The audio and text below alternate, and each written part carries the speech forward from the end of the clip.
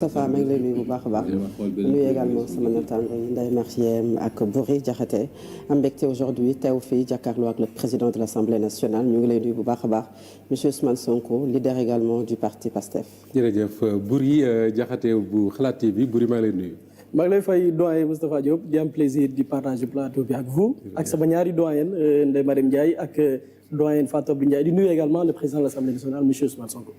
Ndeye Mariem Ndiaye bu Sud FM seen rajo Ndeye Mariem nuyu nañ la. Moustapha maa lay nuyu di la ziar di nuyu sama collègue yi nga xam ne ñoom laa bokkal plateau di ber tamit nuyoo bu am solo président wa Assemblée nationale di rafetlu teewaay bi tey jii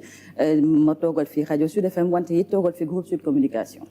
jërëjëf Ousmane Sonko président bu Assemblée nationale dañ lay bàyyi kon nga nuyoo ak ñi ñuy seetaan ci biir réew mi ak ci bitim réew bala ñuy commencer suñu waxtaan. jërëjëf Moustapha ñu ngi leen di jaajëfal di leen dalal jàmm yow ak say natango Ndeye Mariem Fatou Abdou ak Boury di am mbégte mun a seq ñeen jotaay et à travers vous seq ko mboolem seen peuple sénégalais bi di bég loolu ci entretien bi parce que dañu nekkoon ci dynamique ñu dañuy def une série d'entretiens ak aussi bien avec la presse étrangère qu'avec la presse nationale bi day bokk ci entretien yi ñu jagleel la presse nationale ñoom yaakaar ni buñ ci génnee dina am lu bëri loo xam ne dina gën a leer ci gis-gisu askan bi kon ñu ngi nekk à votre disposition. jërëjëf bala ñuy sori ci waxtaan wi ñuy fàttali ne yaay njiitu assemblée nationale bi nga fi installé ak léegi daanaka ci ñetti weer lay toll waaye seetlu bi mooy de ni journaliste yi di waxee l'actualité dafa déplacé wu jëm assemblée lan moo ko waral dañu découvrir ci assemblée ay pouvoir yu bees wala Ousmane Sonko mi jiite assemblée moo waral coow li. waaw dañuy sant yàlla parce que assemblée nationale dafa di pàcc bu am solo ci réew mi bu ngeen seetloo bi ñuy def campagne élection législative yi am na interview bu ñu defoon vers la fin ñu ngi ko defoon Petit Palais ma nekkoon premier ministre à l'époque mais nekk en même temps tête de liste Pastef mu am développement yu guddi moo waxoon ci solos assemblée nationale jàpp nag ni bëri na ay pàcc yoo xam ne ba léegi assemblée nationale jëmmalagu ko ñëpp jàppoon ni sax bu ñu génnee ci élection yi bu Pastef gagné damay dem assemblée muy woo nit sama bëgg-bëgg ci jamono jooju mais bi ñu waxtaanee ci biir parti bi li gars yi jàppoon mooy nañu gungewaat parce que fi ñu nekkoon ci primature am na lu ñu fa téewoon loo xam ne amoon na njëriñ ci réew mi loolu tax ñëw moon immédiatement fii ci assemblée kon tey dañuy sant yàlla bi ñu doxee ba dellu si fi nga xam ne suñu kër naturel la par rapport ak li ñu war a mën a jëriñ ci projet bi fi mu toll nii bëri na pàcc yoo xam ne rek développé woon naa ko ne niñ ko waroon taxawee fii ci Sénégal ak rôle assemblée desoon na teewul bi assemblée bi taxawee Pastef ab majorité président Malick Ndiaye jiite ko mu am liggéey bu am solo bu mu def fii boo xam ne ñëpp gis nañ ko man nag xaaruma ba ñëw assemblée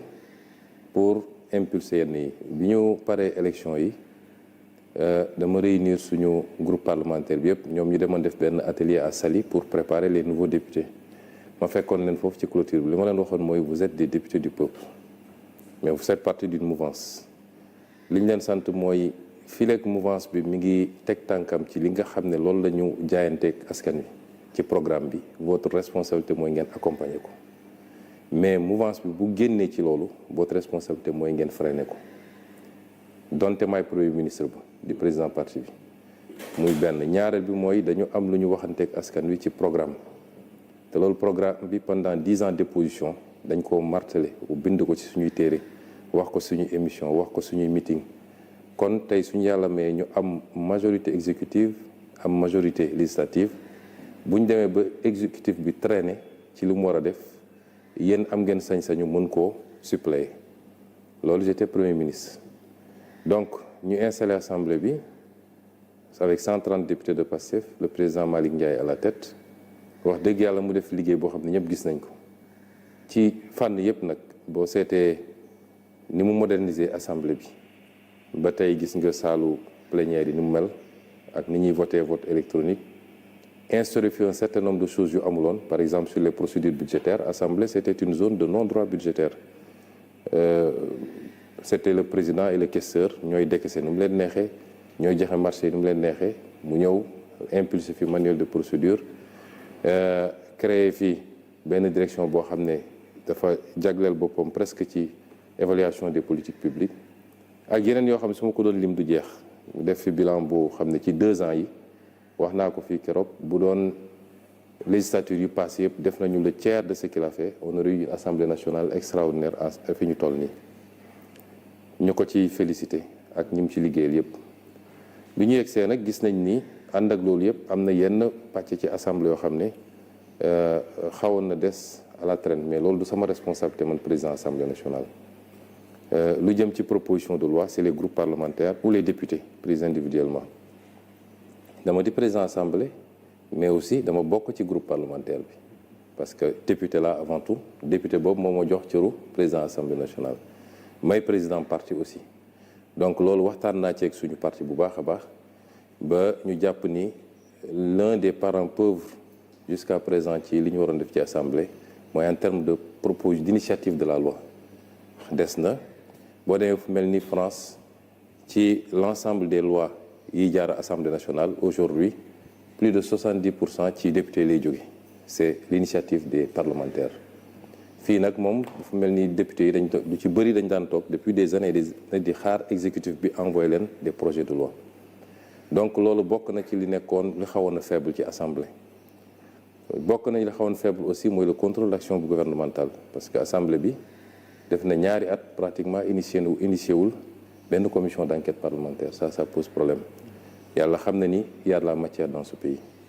Yooyu député yi biñ ci waxtaanee jël nañu seen responsabilité effectivement am yu bëri yoo xam ne moom ñëw na mottali li fi nekkoon ba tey boo dajalee yooyu yëpp nag effectivement ça remet l'Assemblée au cœur du débat public et de l'action publique te loolu mooy rôle Assemblée nationale.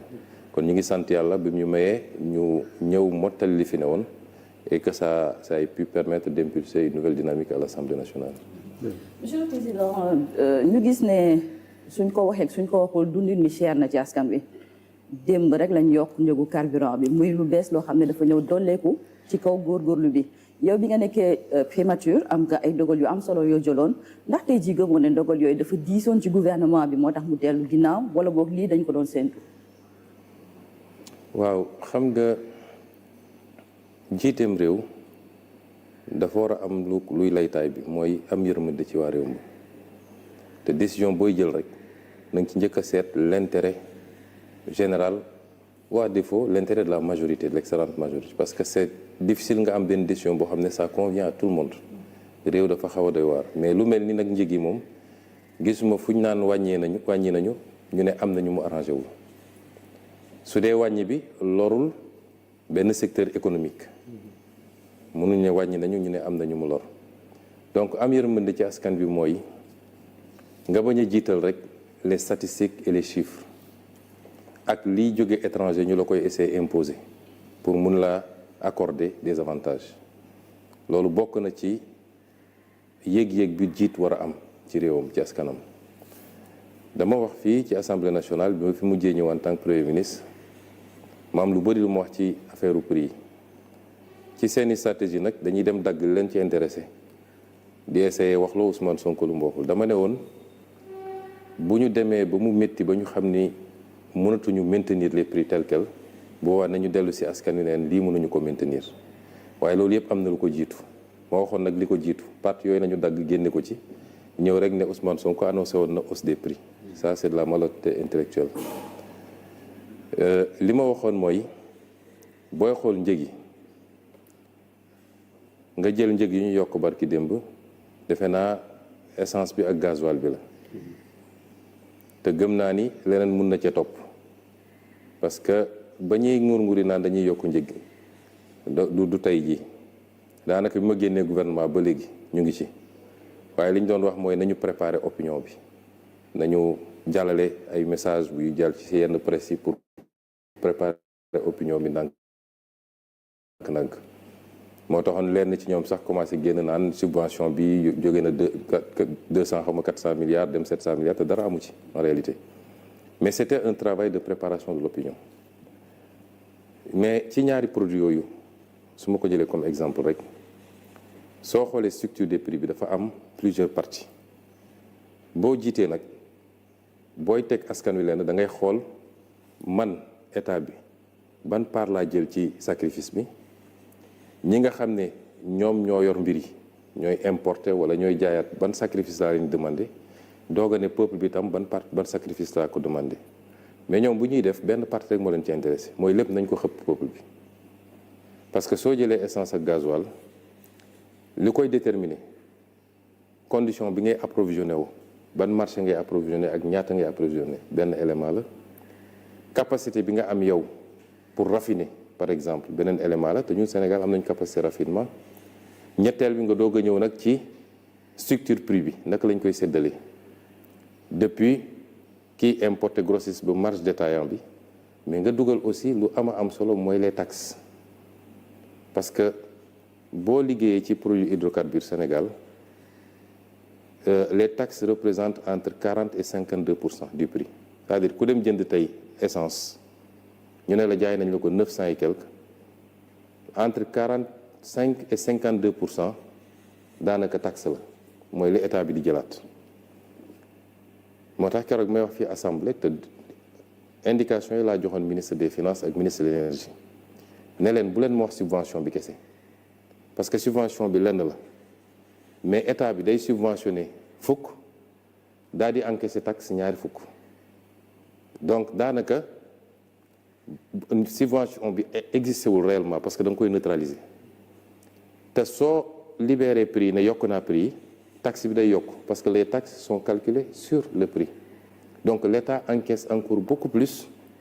ba pare teg ko ci consommateur bi suñu doxee tuuti mu ne subvention bi dafa bëri. dama génne fii les statistiques wax naa ko fii keroog Assemblée nationale boo jëlee les subventions masalan soo jëlee 2021 état bi mi ngi subventionné à 212 milliards mais mi ngi taxé à 450 milliards donc différence bi c'est 237 milliards. nga jël 2024 état bi mi ngi subventionné 467 milliards encaissé taxe 682 milliards soit 214 milliards d'écart en faveur de l'état. soo jëlee 2025 état bi mi ngi subventionné 380 milliards taxé 765 milliards différence bi di 384 milliards. boo ci jël rek double bi pratiquement la ñuy taxé ñaari at la écart bi négatif te boo seetee ñaari at yooyu muy 2023 ak 2000 année de crise préélectorale. donc boo bëggee retoucher les prix li jaadu mooy da nga naan d'accord ak la taxe yi dama koy wàññi 5 taxes yoo dugal y a 4 ou 5 séries de taxes yuy dugg ñun ñoo ëpp y'a la taxe dans l'Afrique de l'Ouest le prix de l'énergie. donc ma joxoon teg ndigal ne léegi nañu njëkk a wàññi taxes yi boo wàññee taxes yi mun nga conséquemment wàññi subvention bi ñu xool ban équilibre lay joxe mais ñoom ils ne feront jamais ça. te si je n'étais pas parti la primature parce que man wàññi naa prix essence bi wàññi naa bon ñun bokk gouvernement bi mais sous mon autorité bi may jox instruction le ministre Birame Souleye dama ko ne je ne veux pas de commentaire xam naa ni mun nañu wàññi prix essence bi c'est pas normal dans presque toute la zone UEMOA ñun ñoo ëpp prix wu carburant te pourtant fi ñeneen ñi jëndee la ñuy jëndee à part Niger bi nga xam ne am na carburant ñeneen ñëpp fa ñuy jëndee la ñuy jëndee ñun am nañu raffinerie ñu bëri ci ñoom amuñu raffinerie boo ñu wàññee woon taxes yi tuuti ak yeneen mun nañu wàññi prix carburant bi. crise am na effectivement dans le monde ñun dañu nekkoon déjà en crise financière et budgétaire ndax bor bi ñu fekk fii war koo fay ñu ñëw guerre Moyen-Orient am beneen crise tegu ci mais ànd ak loolu yëpp man gëm naa ni suñu defoon liggéey boobu ba pare amaana du ñu yokk mën na am sax dañuy wàññi. et c'est ça qu'on attend des gouvernants mooy toujours na nga jiital yërmande bi nga am ci askan wi. maintenant su dee dafa am ay conditionnalités ñu leen di imposer de l'extérieur ñun de bi ñu fay nekk dañ koo bañoon ne ajustement ak restructuration ça se fera pas au détriment du peuple sénégalais. te wax naa ko suñu conférence de presse jour bi ñu génnee gouvernement bi moom président suñu dernier jotaay bi ñu waxtaanee. di xawal ndax dañu déggoo am déet ci gouvernement bokk na ci ñaari laaj yi ma ko laajoon mooy est-ce que njëg yi dina yokk mu ne ma non njëg yi du yokk on va maintenir ñaareel mooy est-ce que di ngeen nangu restructuration mu ne ma non mais li ñu commencé ni ajustement structurel la. ah oui ah lan mooy ajustement lu dul on vous impose de l'extérieur yenn mbir yu xam ne leer na ni baaxul ci askan bi on fait supporter au peuple parce que situation économique du pays situation financière et budgétaire mayul ñu supporter un certain nombre de choses c'est une forme d'ajustement et je ne crois pas que ça va s'arrêter ci bii loolu nag jàpp naa ni bokkul ak gis-gis boo xam ne méngoo nag jiite bu ànd ak yërmande ci askan wi gëwuma ko. damay ñëw ci nekkinu askan wi bu weesoo njëkk yi ak yenn yi nga xam ne mooy les prix dafa am tamit wàllu dëkkuwaay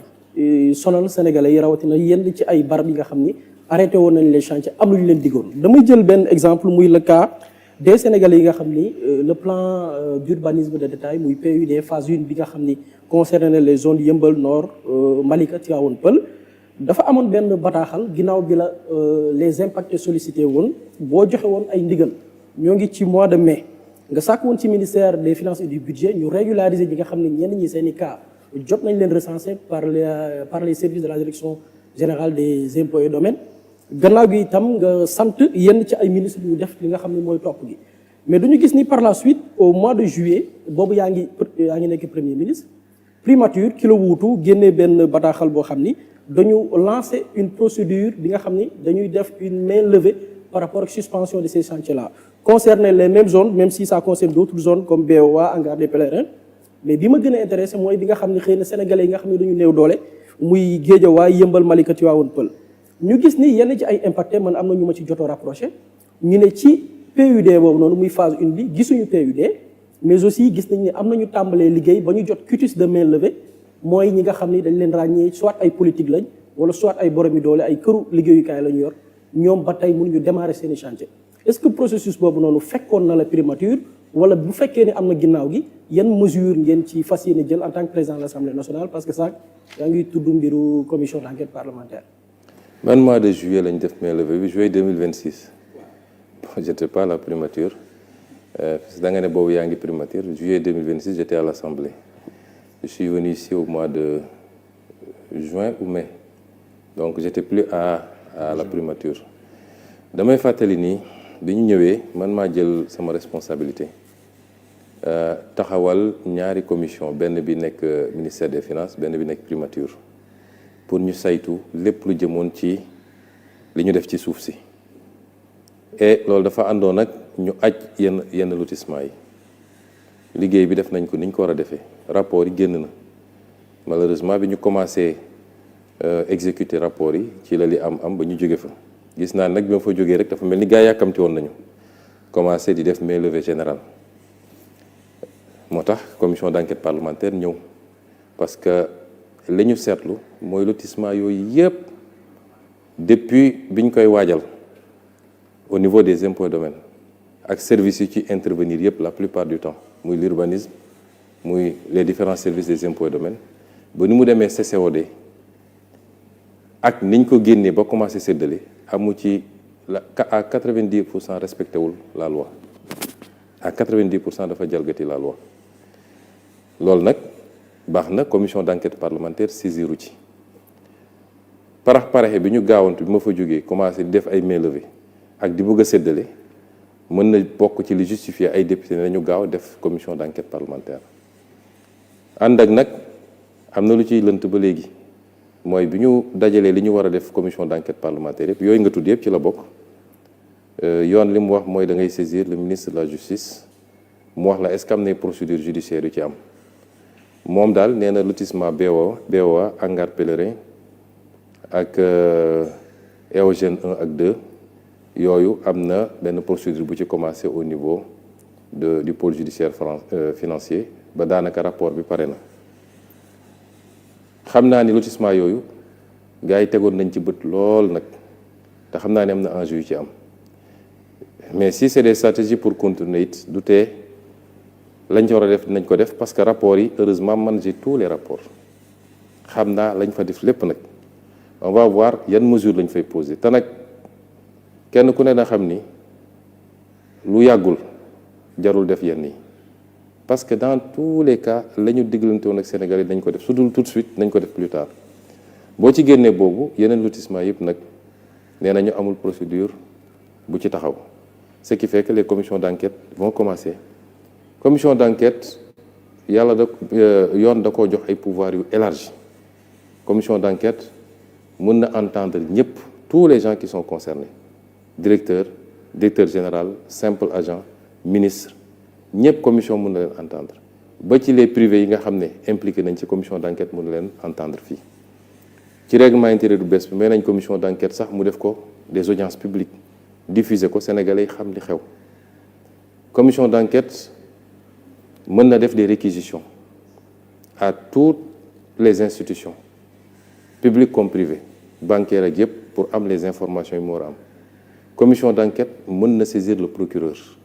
bu dee dem na ba gis ay infractions ay faits yoo xam ne susceptibles d'être qualifiés d'infraction pénale mën na saisir le procureur kon outil la boo xam ne yéex nañ koo yëkkati parce que quasiment lu justice mën a def à part atte commission d'enquête mën na ko def te rapport am mën na continuer dem ci atte ba ci haute cour de justice bi nga xam ne fii la nekk parce que commission d'enquête mën na constater loo xam ne concerne na ay autorités ñu voté fii résolution c'est mu dem directement haute cour de justice donc cër yu am solo la yoo xam ne assemblée nationale am na ko te dañ ko yéex a déclenché donc le non respect des PUD effectivement joxewoon na ay instructions parce que injustice baaxul c'est vrai il y a la loi il y a le code sur le domaine de l'État il y a les décrets yi fi am mais ñëw fekk ay populations yu nekk fenn depuis très très longtemps peut-être maîtriser wuñu le code comme ñeneen ñi niñ ko maîtriser xamuñu les tenants et les aboutissants nga am ay hommes d'affaires yoo xam ne parce que am nañu leurs entrées et leurs sorties wala ngemb ay politiciens ngemb nañ leen wala sax ñuy prête non ay politiciens ñu xëy rek fa nga yaroo màggee fa ñu ne la dagg nañu fii fépp léegi diw am na ci nangami hectare diw am na ci nangami mètre carré yéen ñi fa dëkk gisu leen dara neew ñu ñooñoo ko moom neew ñu ñoom lañ ko war a jox yëpp mais xanaa kay nga am noo organiser ba am may leen un peu d'espace de respiration léeg-léeg ñu dagg ba aire de jeu sax du am foofu fu ñu mën a defee lieu de culte sax du fa am yooyu dafa war a jeex ci Sénégal bi ñuy bloquer affaire yi loolu bokkoon na ci lu tax soo jëlee Wakam c'est un village traditionnel yàgg nañ joytu ne amuñu sax aire de jeu bu ñu mën a defee benn stade pourtant am nañu équipe bu demoon ba première division joxe woon naa fi instruction pour que li ñu leen bëggoon jox éogène ñu mën koo jot mais bi ñu demee ba gis ne éogène am na problème à la fois physique et juridique dama ne ancienne piste bi am na benn 10 hectares bu fi ne woon ma jox instruction ministre de l'urbanisme ne leen xool leen foofu nu ngeen fay génnee 2 à 3 hectares pour que ñoom ñu mën a am bërëb bu ñu tàggatee yaram kon yooyu il faut que ñu koy intégrer dans la dimension les commissions d'enquête parlementaire ci sujet bi di sujet foncier bi comme tous les autres sujets dañ ci def seen liggéey boobu mat sëkk incha allah da ngay gis suñu ne commission d'enquête parlementaire ay nit di wax rek soi-disant société civile ak yooyu ñi naan na justice saisiru en fait dañu bëgg a protéger ay nit parce que loi dafa ne dès que la justice se saisit la commission d'enquête est dessaisie léegi nag ñoom su ngeen fàttali ko en 2024 bi coow li amee fii avec le conseil constitutionnel ñii naan corruption am na ñii naan corruption amul assemblée dafa voté résolution fii pour def commission d'enquête parlementaire mais il y avait une plainte boobu moo bloqué lépp kon ñii di wax soi-disant société civile yu demee noonu dafa am ku leen di wax loo am na ay nit yu ñu bëgg a protéger moo tax ñu naan nañ ko jëlee ci assemblée yóbbu ko justice mi ngi fi boobu ba léegi deful liggéey bi wala saisiruñu ko pour mu def ko wala amul élément yu mu ko defee li ne ci loxoom it ma nga fi depuis boobu ba léegi déggaguñu ay conclusions wala des renvois wala non-lieu donc assemblée nationale yoon bi jox compétence justice moo ko jox assemblée nationale ku nekk ak nag réewam ak fi mu yem et c'est pourquoi le travail sera fait pour le foncier pour patrimoine bâti bii nga xam ne dañ ko saax-saaxee nu mu leen neexee bi may nekk fii député 2017 laa bind ay questions écrites immeuble boo xam ne askan wee ko moom yoon ne pour nga joxe ko il faut que mu ñëw assemblée nationale ñu voté ab loi ay nit jóg joxe ko nu mu leen neexee immeuble yi ñi ñu wër yëpp dañ koo joxe woon am na yu ñu ci jot a récupéré bi may nekk premier ministre avec SOGEPA yu bëri récupéré nañ ko am na yoo xam ne France noonu la demee ñiy def loolu ils ont violé la loi ba ci li ñu war a def ci wàllu lempo gi parce que yàgg naa wax fii ni ay milliards et milliards ci exonération yoo xam ne warut ak ci yeneen ak yeneen ay remises gracieuses ay autorités di violer la loi di joxe lu leen neex loolu il faut ñu xool ko donc loolu mooy les commissions d'enquête parlementaire donc ci foncier bi comme ci yeneen yi ba ci licence de pêche yi ba ci un étudiant un ordinateur nit ñi jàpp ne dañ ko diriger contre x y ci ngay dégg ñu naan les gens utilisent l'Assemblée nationale pour régler des comptes. Oui. D'accord. Pour régler des comptes il faut que compte am d'abord premier débat bi mooy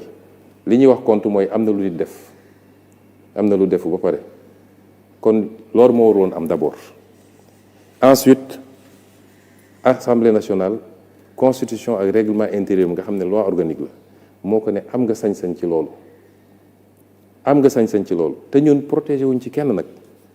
ku ci bokk Pastef ak ku ci bokk feneen la preuve am na benn ci commission d'enquête parlementaire yi c'est sous notre régime biñ koy dugal fii j'étais premier ministre te jàpp naa ne ñi ko dugal parce que opposition la man lañ ci doon viser certainement parce que jàpp nañ ni laale naa ci bi ma ñëwee fii laa ko dugal man maa ko dugal en bureau ñu valider ko majorité accès parce que su majorité ne woon d'accord ma du dem ñun ñoo am majorité tout le bureau 2 opposants ñoo ci nekk li ci des yëpp waa Pastef lañ kon ñun amuñu ci diw Massamba ak Mademba cas bu nga xam ne cas bu suspect la ñu am ci loo xam ne des débuts d'éléments la nañ ci def commission d'enquête parlementaire. Et justement par rapport au bâtiment bi nga xamante ne Boury mi ngi koy wax tout à l'heure bi nga yegsee juste après bi ñu nga nekkee premier ministre bu Sénégal daanaka dogal yi nga jël bokk na ci arrêter tous les chantiers. Le secteur du BT a été très affecté. Pendant 2 ans, presque le secteur du BTP est à terre. Est-ce que c'était une décision bien réfléchie? xalaat nga ko bu baax. Non, loolu bloqué wul le secteur du BTP. Le secteur du BTP loolu bloqué wu ko parce que amul kenn koo xam ne yor nga ay kayit en règle. Parce que man le travail que j'avais demandé ça a duré quelques mois. Après la ñu commencé di libérer di joxe les quitus ma joxe instruction waa DGESCOS ne leen ku remplir les critères ma génne benn circulaire ne ku remplir les critères ku ñëw andi papier bu wane ni moom terrain bi te joxuñu ko juróom wala fukk wala ñaar fukki terrain mun ngeen ko defal mainlevée mu dem liggéey parce que lan mooy problème bi da ngay gis kenn koo xam ne parce que bokkoon nga ci ancien régime bi wala parce que am na loo séq ak diw ñu dagg lotissement fii Wakaam jox la loo xam ne boo ko dajalee mat na 1 hectare ou 2 hectares jox la ci 10 terrains 15 terrains 20 terrains loolu loi da ko interdire suuf si sénégalais yi ñoo ko moom loi dafa ne chaque sénégalais a droit à accéder au foncier yow mii Fatou Abdou mun nga dem impôt domaine def sa demande déposer dama musuma am terrain Sénégal parce que les lotissements administratifs pour ñu joxe ko li ñu njëkk a vérifier mooy kii ñuy jox est-ce que am na terrain ba pare Ndakaaru amaana am na Saint-Louis bokkul ak Dakar mais su dee biir Dakar dañ naan est-ce que kii loolu texte la de du man maa ko inventé dañ naan est-ce que kii musoon nañ ko jox un terrain un bail nga xam ne c'est presque gratuit tu ne payes que les redevances et les droits de bornage bu dee mës na am ñu ne ko déet bàyyil beneen Sénégalais am kon soo defee lotissement am na fi ay hommes politiques du ma tudd tur ñoom rek jox nañu fa loo xam ne mënoon na sedd 20 25 30 Sénégalais ñu jox leen ko loolu ça pose problème man leen donc képp koo xam ne mi ngi ci lotissement bi benn attribution la am vérifier ngeen première attribution am la def leen mainlevée mu dem tabax këram wala mu dem tabax immeuble am su dee opérateur mais les doublons ñi nga xam ne dañ leen joxaat leen léeg-léeg ñu def ko ci turu benn société mun ngeen ko libéral benn yi ci des bloqué leen ko ñu récupérer ko redistribuer ko Sénégalais yi nga xam ne amuñu terrain amuñu kër kon loolu mooy liggéey bi ñu def loolu mënul bloquer le BTP mënul bloquer liggéey bi peut-être que dafa am un ensemble li wax ko BTP moo xuri ñeneen ñi mooy on a hérité d'une situation économique extrêmement délicate le programme avec le FMI est suspendu parce que fii loo fi mënti wax tamit l'essentiel des activités tourne autour de ce que l'État libère État bu amee problème rek ci loolu bokk na ci li ñu war a génne définitivement on peut y revenir mais l'essentiel des activités tourne autour de ce que l'État fait moo tax su état bi sëqatee rek ñeneen ñëpp dañuy soj mais c'est un ensemble de facteurs qui a ralenti le BTP ànd ak nag booy dox biir Dakar di nga gis ni BTP mi ngi continuer man de fi ma dëkk cité Kër Góor gi ma fa delluwaatee commencé circuler li may gis yëpp dama naan lii ci 2 ans yi la fi jot ay R+10 ak R+13 rek laay gis donc loolu mënul bloquer durablement le secteur du BTP et si c'était à refaire on le referait parce que dafa am loo xam ne faire l'État sur le passif la mais ensuite poser des actes pour que plus jamais loolu amati parce que au-delà de ces aspects-là mais le foncier est une bombe sociale soo demee tribunal l'essentiel li ëpp ci contentieux yi ci foncier bi la li ëpp ci contentieux foncier bi la et c'est une bombe à retardement gis nañu fii en 2023 mais ay xeex yu métti am na ci foncier bi ba bakkan rot ci fii à Ngor ci benn morceau de terrain man bi ma egsee en tant que premier ministre j'ai dit restituer ce terrain-là à la communauté de Ngor puisque école lañ fa bëgg a def collège et on trouve un autre local un autre lieu pour la gendarmerie il y a beaucoup de conflits fonciers yoo xam ne on aurait pu les désactiver bu ñu respecter woon juste la réglementation donc il fallait vider le passif mais il fallait faire de sorte que loolu dootul amati Sénégal et c'est important et si vous avez vu ce qui s'est passé à Mbour 4 Ville Nouvelle Bande des Filao Guédiawaye bi les lotissements de Dakar le littoral bi ça fait partie dina bokk ci commission d'enquête parlementaire yi littoral bi gis nga am na benn zone bu nekk fii wetu clinique bi nekk ci corniche bi comment s'appelle la clinique c'est pas Bellevue soo demee ba wetu Mermoz d'accord. il y a une clinique booy wàcc noonu ci contrebas bi en face la maison de Senghor ok vous allez voir benn bayal bu mag bu nekk foofu je l'ai fait bloquer parce que dañ ko tongtonge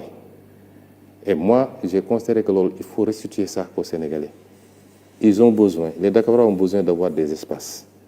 il faut que ñu aménager ko mu doon un espace récréatif conditions yi ñu ko tongtonge respecté wuñu la loi à la base di nga gis ku ñu defal titre foncier directement bàyyi titre foncier alors que tegagul une brique pour nga remonter ba gis ban CCOD moo ko def ça c'est quelquefois très difficile yu mel noonu bëri na ci et si c'est à refaire je le referai 1000 fois parce que réew dafa war a dox ci ñaar benn bi mooy ñu respecter les lois qu'on a votées ñaareel bi mooy lu ñuy def nañu xam ne nous sommes 17 millions de Sénégalais accaparement akimu ñenn ñi parce que jege nga kilifa politique wala sax prête non kilifa politique nga ñoom ñooy jël lépp wër nag di ko jaayaat da ngay gis ku ñu jox gratuitement un bail mu am ay rabatteur ñu génneel ko léegi mu jaay à 70 millions 100 millions boo ci defee 10 terrains am nga pratiquement 1 milliard. Et ça pose problème. Et dañu ñëw ci fonds politique ou fonds spéciaux ça occupe le débat depuis ay weer wala sax ay at a ngi nii parce que Ousmane Sonko opposant ci benn déclaration wax na ci fonds politique dafa xaram benn nit waru ko jëfandikoo ba jël exemple jaaykatu gerte caaf bi nga xam ne dërëmam ak ñaar dërëmam moom la ñu dajale mu nekk fonds politique et spéciaux Ousmane Sonko bi mu nekkee premier ministre ci ab déclaration aussi ñëw nga ci fonds politique yooyu nga xam ne yenn saa yi am tuuma yu jóge ci nit ñi dem ci yow que dem sax ba ne xëy na bu ñu tuddee yenn somme yi jëmale ko ci yow daa dem ba kalaame leen ak yoon bi ci mujj mooy dernière fois bi nga xam ne ci nga nekkoon premier ministre bi ñuy def question d'actualité à l'Assemblée nationale nga ñëw ci lim bi nga am ci wàllu ko fonds yooyu nga xam ne moom lañ la jagleel mu toll ci 1,770 milliard de francs CFA ndax yow yaay premier ministre bu Sénégal bu njëkk a am fonds politique ak ndax primature dañu ko jagleel fonds politique yooyu wala ay fonds politique ou spéciaux yi dafay jóge ci li ñu jagleel présidence de la République. jërëjëf je crois que laaj bu am solo la et nous allons livrer un exercice de vérité parce que dafa am loo xam ne askan wee ko moom Sénégal dafa am nu ñu bindoo boo waxee rek ñu ne non du homme d'état warul génne li warul génne la dafa am ñaari principe yu am solo mooy alal gi moomu ma ko président moomu ko député yi moomuñu ko sëñ Moustapha moomu ko alalu askanu Sénégal la dama fàttali keroog ci màggal gi benn wax bu sëñ Cheikh Gaynde Fatma waxoon ni nit ñi da ngay jël ci ñoom liñ mën mais dugal ko fi ñu xam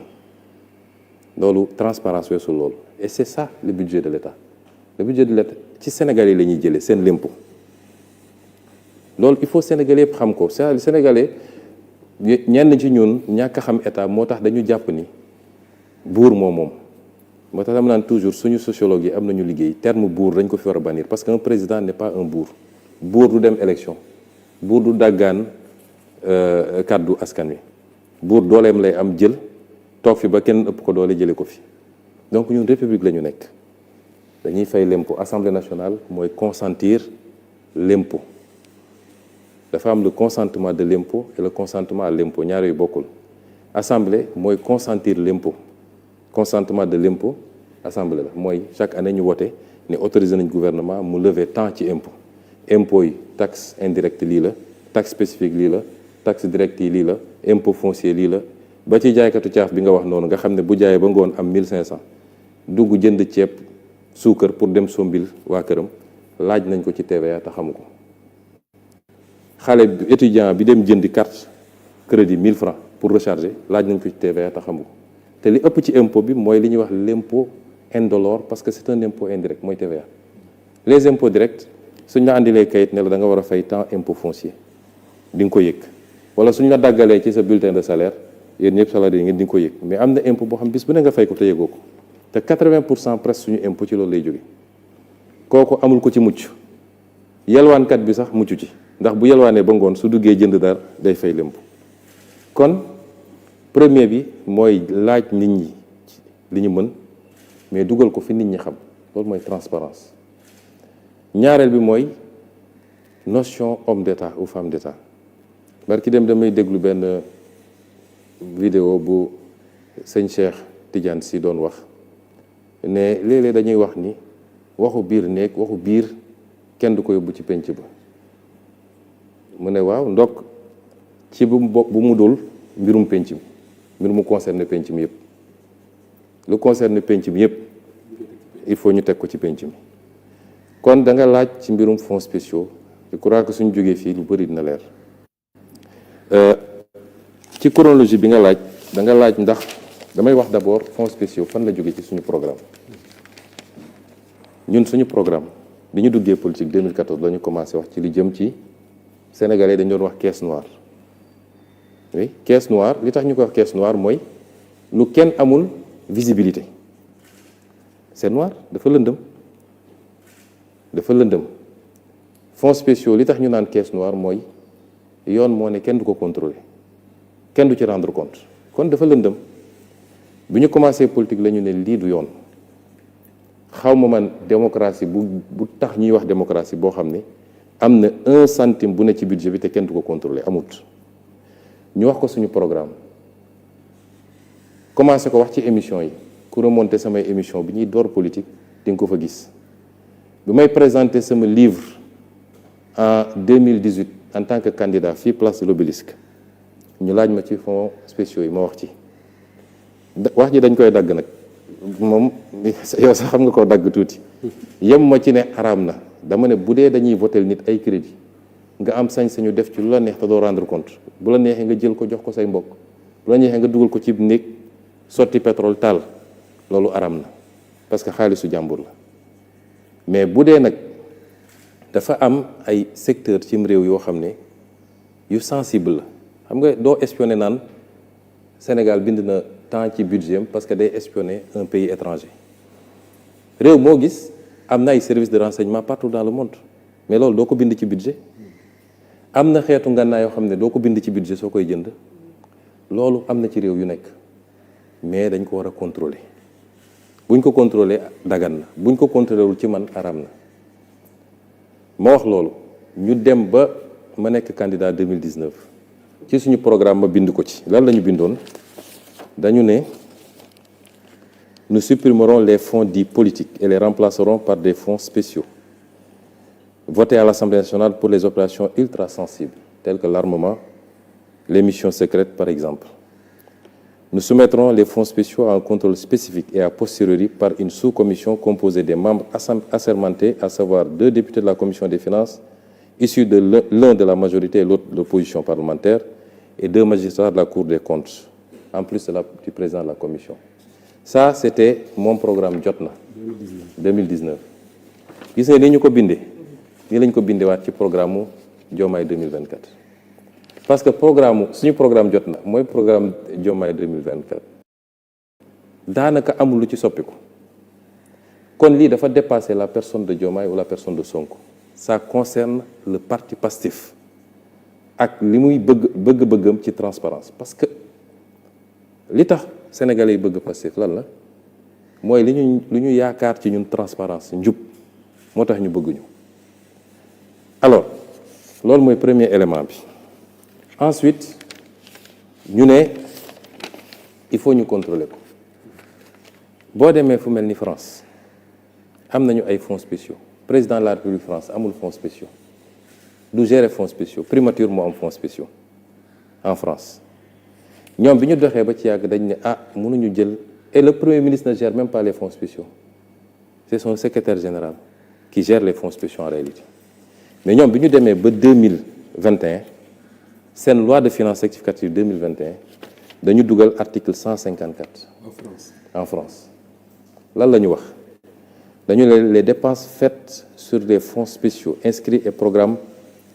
programme intitulé coordination du travail gouvernemental sont examinés chaque année par une commission de vérification chargée de s'assurer que les crédits sont utilisés conformément à la destination qui leur a été assignée par la loi des finances. Les services destinataires de ces crédits tiennent compte d'emploi des fonds, ainsi de suite. gudd na mais après ñu ne la commission prend connaissance de tous les documents, pièces et rapports susceptibles de justifier les dépenses considérées et l'emploi des fonds correspondants. Elle se fait représenter les registres, états, journaux, décisions et toutes pièces justificatives propres à l'éclairer au cours de ces travaux de vérification. La commission est composée de 2 députés de l'Assemblée nationale et 2 députés du Sénat. France. ñooñu ëpp doole foofu ëpp ñu alal ëpp ñu ne depuis 2001 ils ont inséré dans leur loi de finances que dañu war a contrôler les fonds spéciaux et depuis lors les fonds spéciaux sont contrôlés par une commission boo xam ne day prêter serment boo xam ne elle est soumise au secret absolu mais dañ koy contrôler. ay députés ak ay sénateurs. ñoo ci nekk. Ensuite nga ñëw Sénégal fonds spéciaux fonds politique fonds social ñett yooyu moo am fonds spéciaux fonds politique fonds social mais pour yooyu am il faut que mu am texte bu ko prévoir bu texte amul mënul am loolu bokk na ci li andi problème ci 16 bi ndaw soo su doon jiite 16 dafa ñëw amul texte bu prévoir fonds spéciaux pour le 16 moom mu ñëw créer fonds spéciaux boppam moo tax bi ko IGE contrôlé ñu jàpp ko ne dafa créer 3 comptes viré ci lu mat 2 milliards 136 millions en parfaite irrégularité ñu ko koy retirel di ko jox en main propre loolu moo nekk ci rapport IGE bi amul texte bu ko prévoir bu doon dafa am texte bu ko prévoir IGE bu ñëwee wala Cour des comptes duñ ko xool parce que amuñu droit bi loolu mooy andi problème bi moo tax biñ ñëwee man rapport IGE yi ñëw amuma ci Massamba amuma ci benn Mademba ni mu ñëwee laa koy transmettre justice j'ai transmis ça n'a pas plu à tout le monde président sax bind na ma ci ma tontu ci waaye du ma dugg ci détails yooyu ça n'a pas plu à tout le monde et c'est des faits graves on va voir fan lay mujje parce que dafa mel ni dëkk bi moom bi nga wax mooy conseil économique social et environnemental. D'accord. loolu mooy problème mu conseil. moo fi nekkoon moom la ñu ko épinglé. c'est la seule présidente. li andi problème bi loolu la am na yeneen yi ci dugg nag mais du ma ci dugg fi du ma ci dugg ci détails yi fii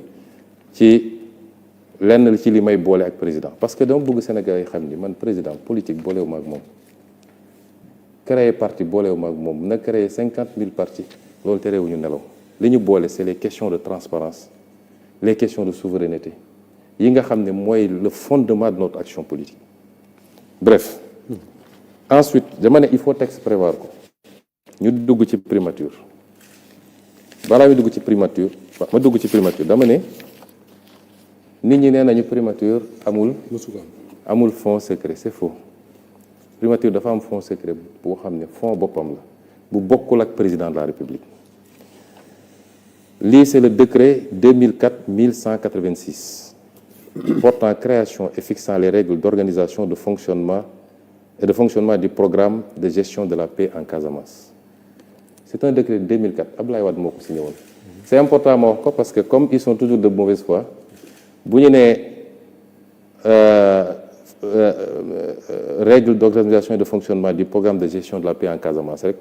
ñu ne gis ngeen affaire Casamance def dafa créer fonds man mosuma créer fonds 2004 la ko Abdoulaye Wade jël décret bi mi ngi nii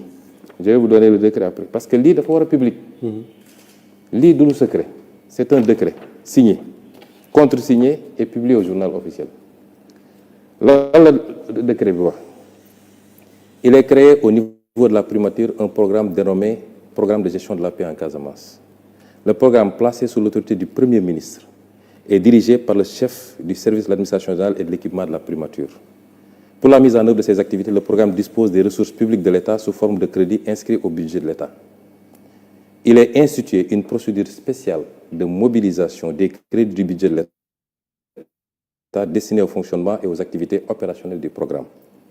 Les fonds correspondants sont versés dans un compte bancaire ouvert auprès d'un établissement bancaire de la place sur la base d'une demande du responsable du programme adressé au ministre chargé des Finances.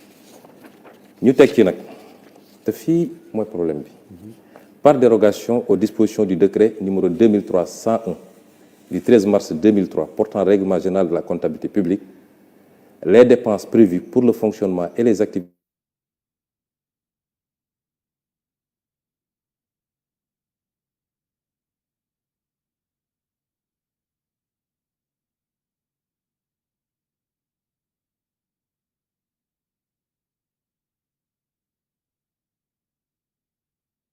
opérances liées. Donc ñi taxaw ñëpp ne primature amuñu fond xam nga mag war naa moytu di wax lu mu xamul xam naa nag ay nit a leen di manipuler di leen info.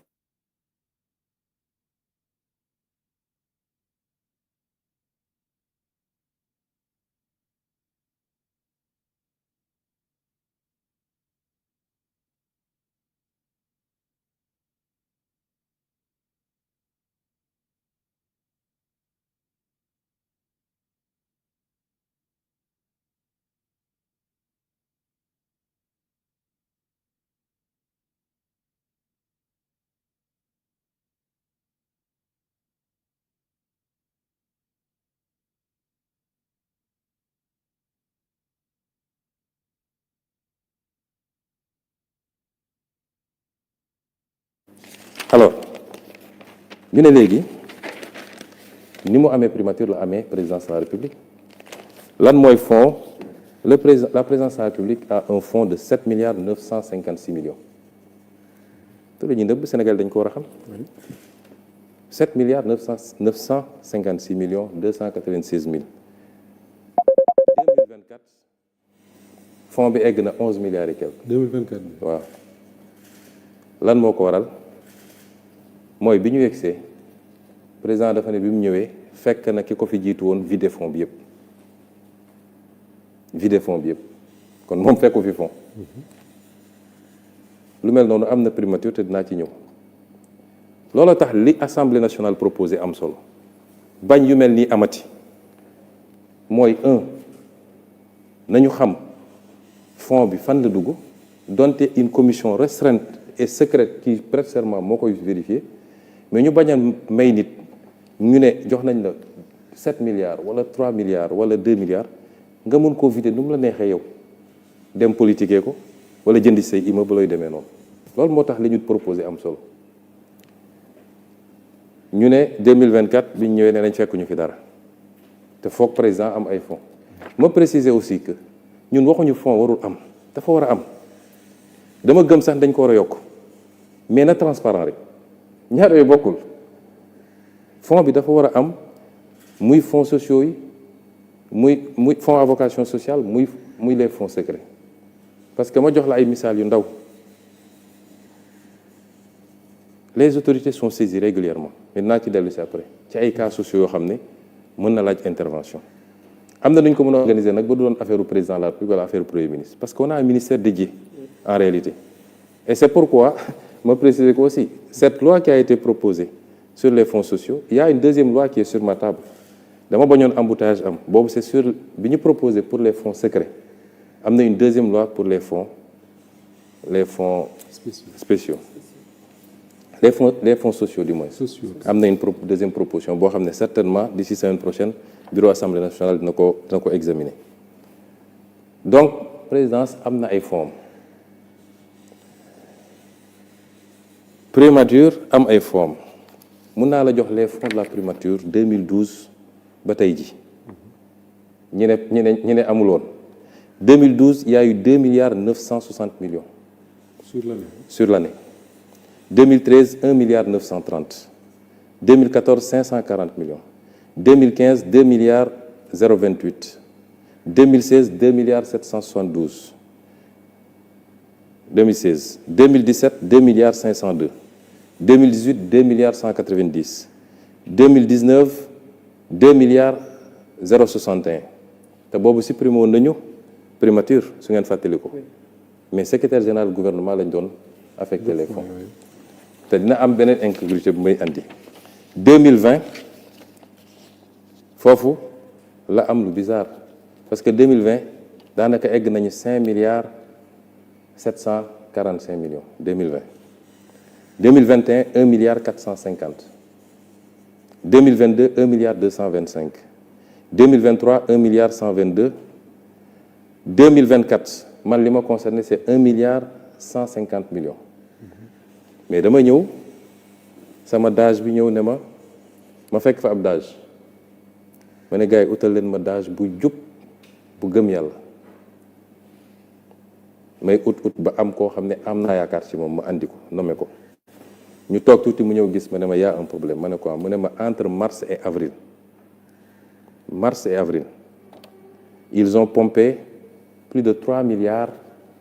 ci compte fonds spéciaux primature bi. mars avril boobu ñu ngi ci jëm ci période électorale. juste avant. Oui. Et juste après. juste après. ma ne ko woowal DAGE bi fi ne woon nga laaj ko mu woo ko DAGE bi ne ko demandez à votre actuel ministre des finances muy Cheikh Diba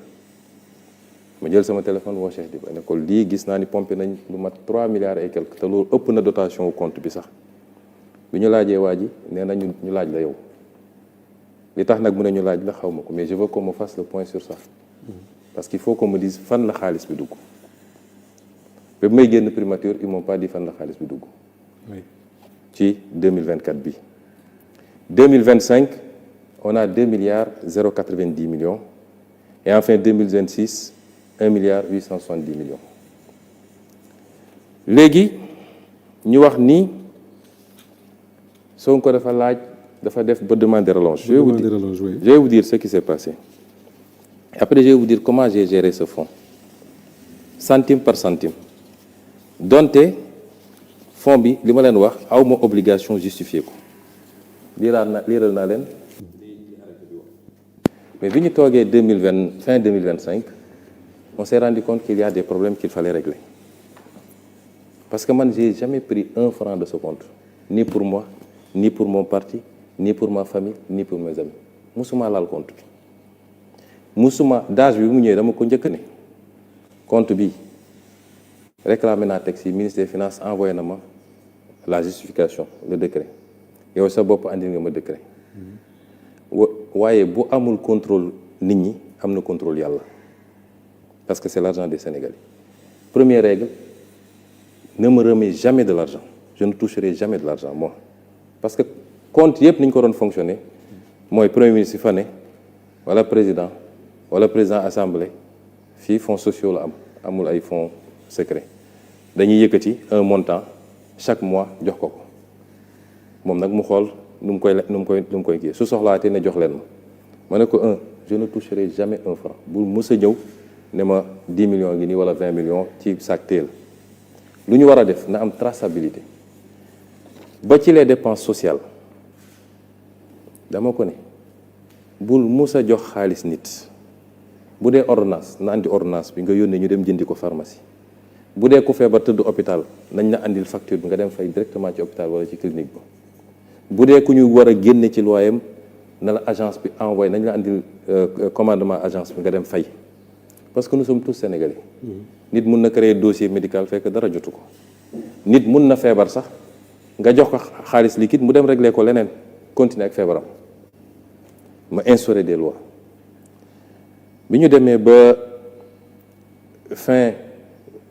mi 2025 ñu gis ni y a des gaps ma bind ma ne le secrétaire général du gouvernement ma ne ko bindal le ministre des finances nga ne ko dañoo soxla ñu yokkal ñu parce qu'il y a des urgences. Les urgences c'est quoi? La primature est confrontée à un certain nombre de dépenses dont la prise en charge nécessite inscription dans la prochaine loi de finances rectificative. Ces dépenses doivent couvrir 940 560 000 destinés à l'acquisition de véhicules auprès de l'Office national de recouvrement des avoirs. Parce que dama toog bi ma ñëwee primature ba bi ma fay jóge daanaka jënd ma ay oto ñun ay épave lañ fa fekk ay oto yu màgget parce que bi ñu tasee bi ñu supprimer primature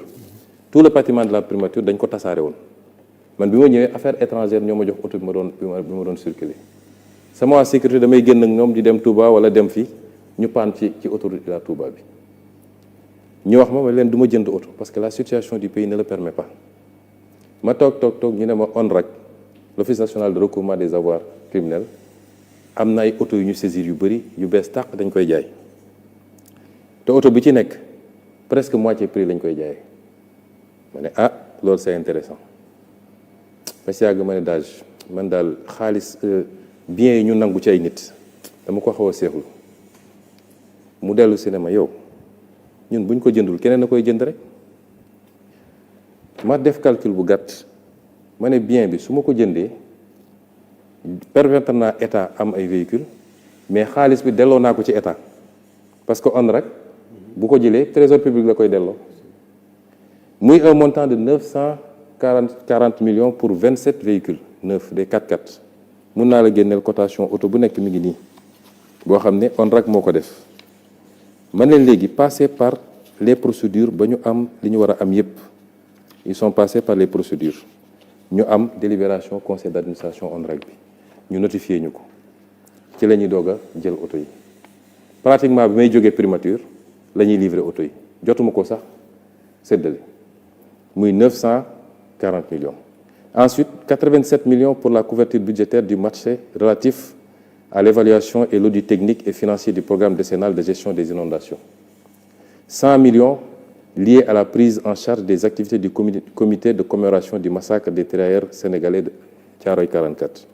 Et enfin, 300 millions destinés aux travaux de remise aux normes du building administratif dans le cadre des dépenses liées au dédouanement et à l'installation de certains équipements.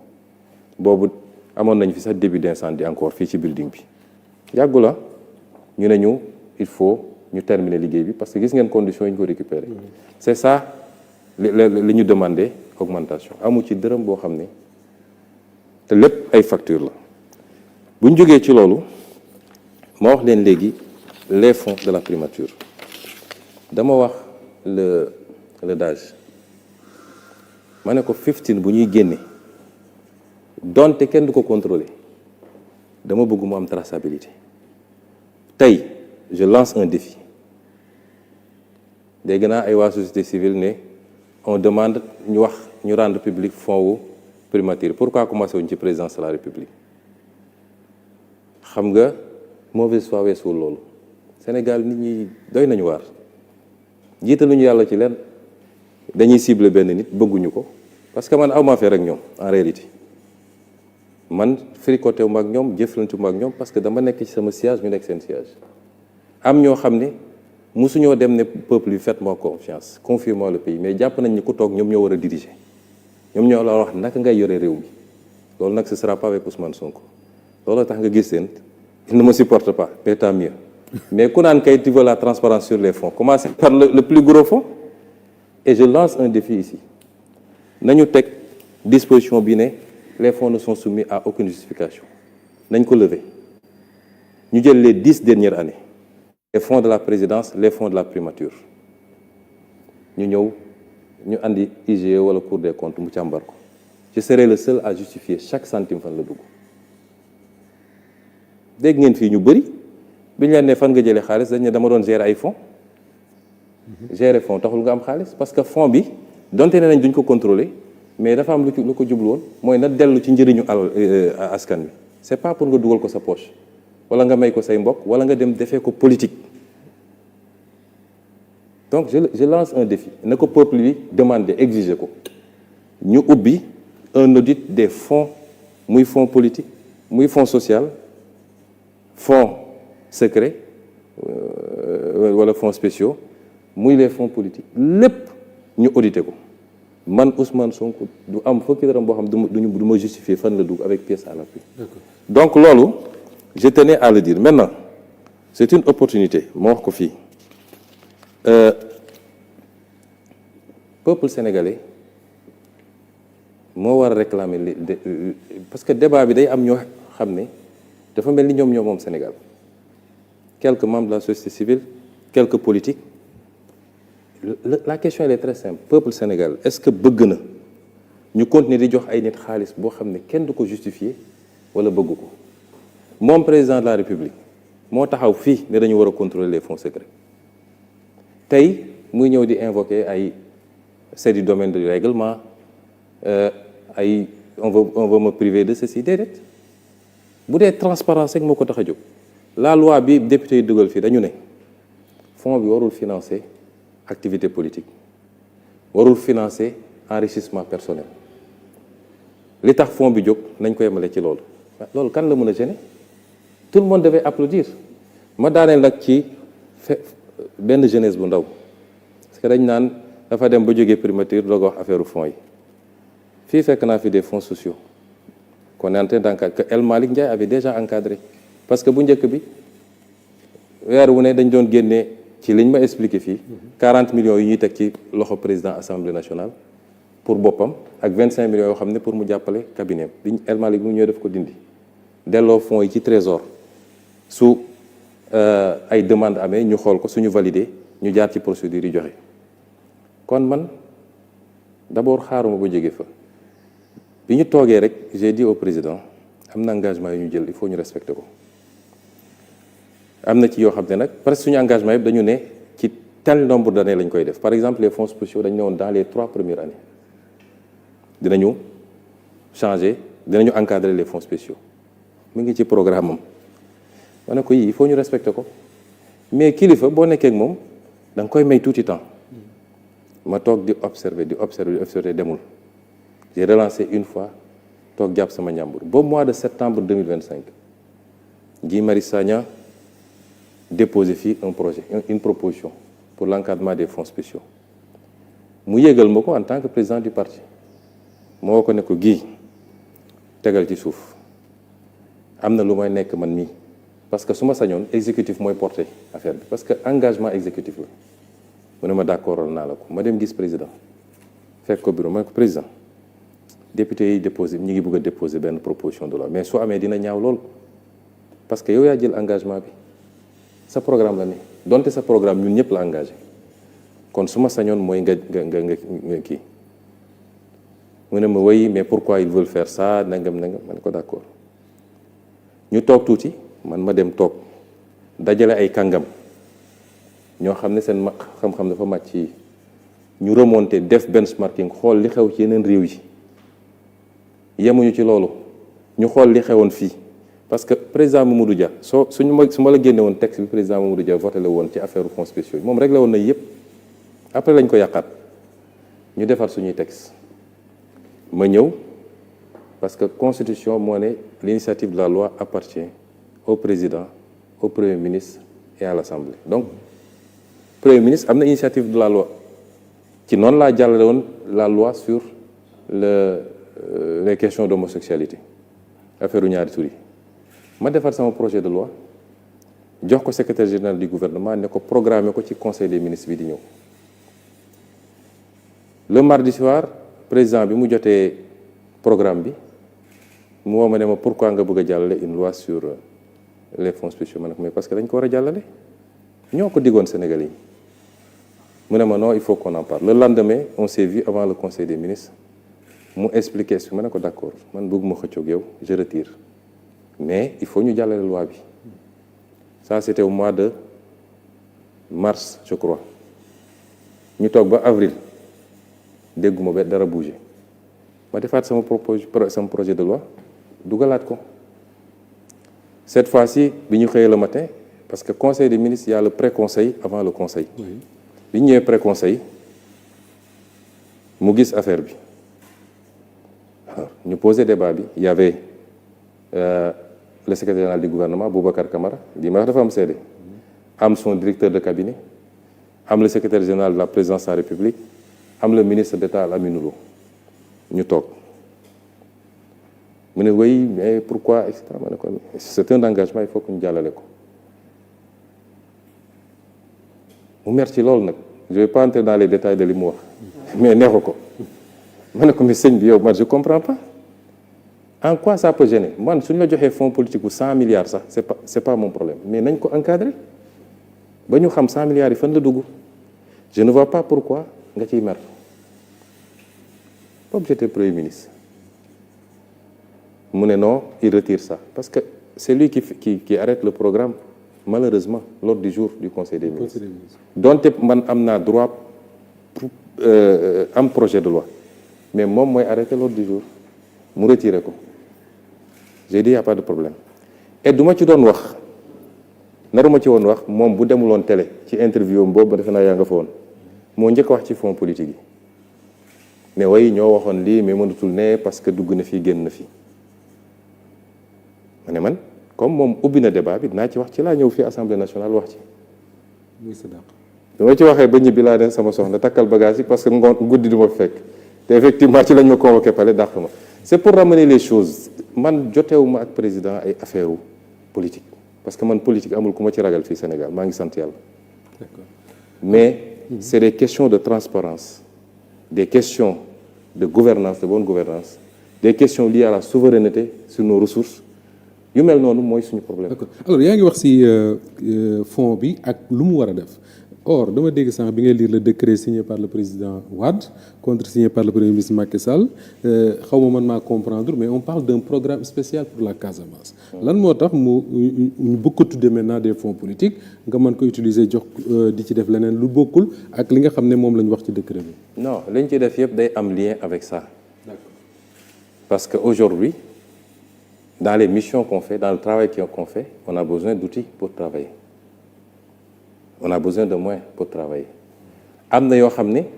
nécessité la yoo xam ne mën nga ko soxla pour liggéey li nga war a liggéey donc mais comme les fonds ne sont soumis à aucune justification foofu laa amee solo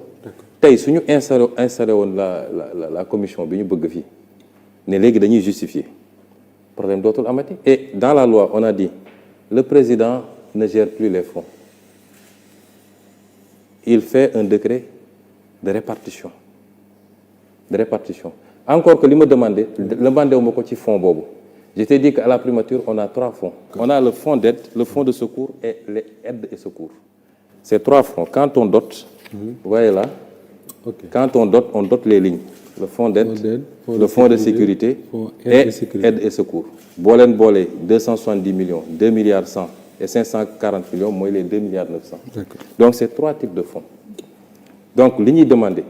dañ koy dugal fii wala fële dans l'un de ces fonds mais moi je me suis toujours évertué à ce que chaque centime soit justifié. D'accord. léegi li gën a jaaxal nit ñi mooy ci benn période yaa ngi doon tëkku képp koo xam ne dafa wax ne da nga am fonds te gis nañ ne si mujjantal ga yow ci sa bopp yaa ko révélé ndax loolu dafa amoon stratégie loolu la dafa am ñu ne il a 7 milliards de fonds ma tëkku ne ku fi waxaat ni am naa 7 milliards de fonds ñu digaale ko parce que xam nga c'est un moyen. Peut-être dañoo jaawale woon sama fonds ak fonds présidence de la République c'est moins l'existence de fonds que le fait que ñu may allouer des montants yoo xam ne man awma ko peut-être ci wax ji détaillé wu ma wala eggu ma mais des gens sont sortis ici ils disent il a 7 milliards de fonds ba def calcul ne c'est tant par jour qu'il dépense tant par semaine qu'il dépense c'était ça le débat. léegi lu weesu fonds politique yi am na tamit ci lu ñu la doon xaaree ci appel à candidature yi ci rationalisation yenn agence yi mu nekkoon liggéey boo tàmbali woon. waaye dafa mel ni ne léegi dafa tàggatémbe. dañ ma dàq balaa ma koy yeggali su ngeen seetee conseil des ministres mais ndax li nga ci am taxawaay. su ngeen seetee conseil des ministres tout le travail avait été fait pour la rationalisation des agences les services qu'il faut supprimer les services qu'il faut fusionner lépp pare na on avait donné rendez-vous au mois de juin pour finaliser génne lépp malheureusement avant le mois de juin moi j'ai quitté là-bas mais l'administration est à une continuité te ki fa nekk premier ministre bi may door liggéey bi moom moo ne woon sama secrétaire général donc xam na ko lu ñu togg nag ba mu ñor des lu dul yàq wax dëgg yàlla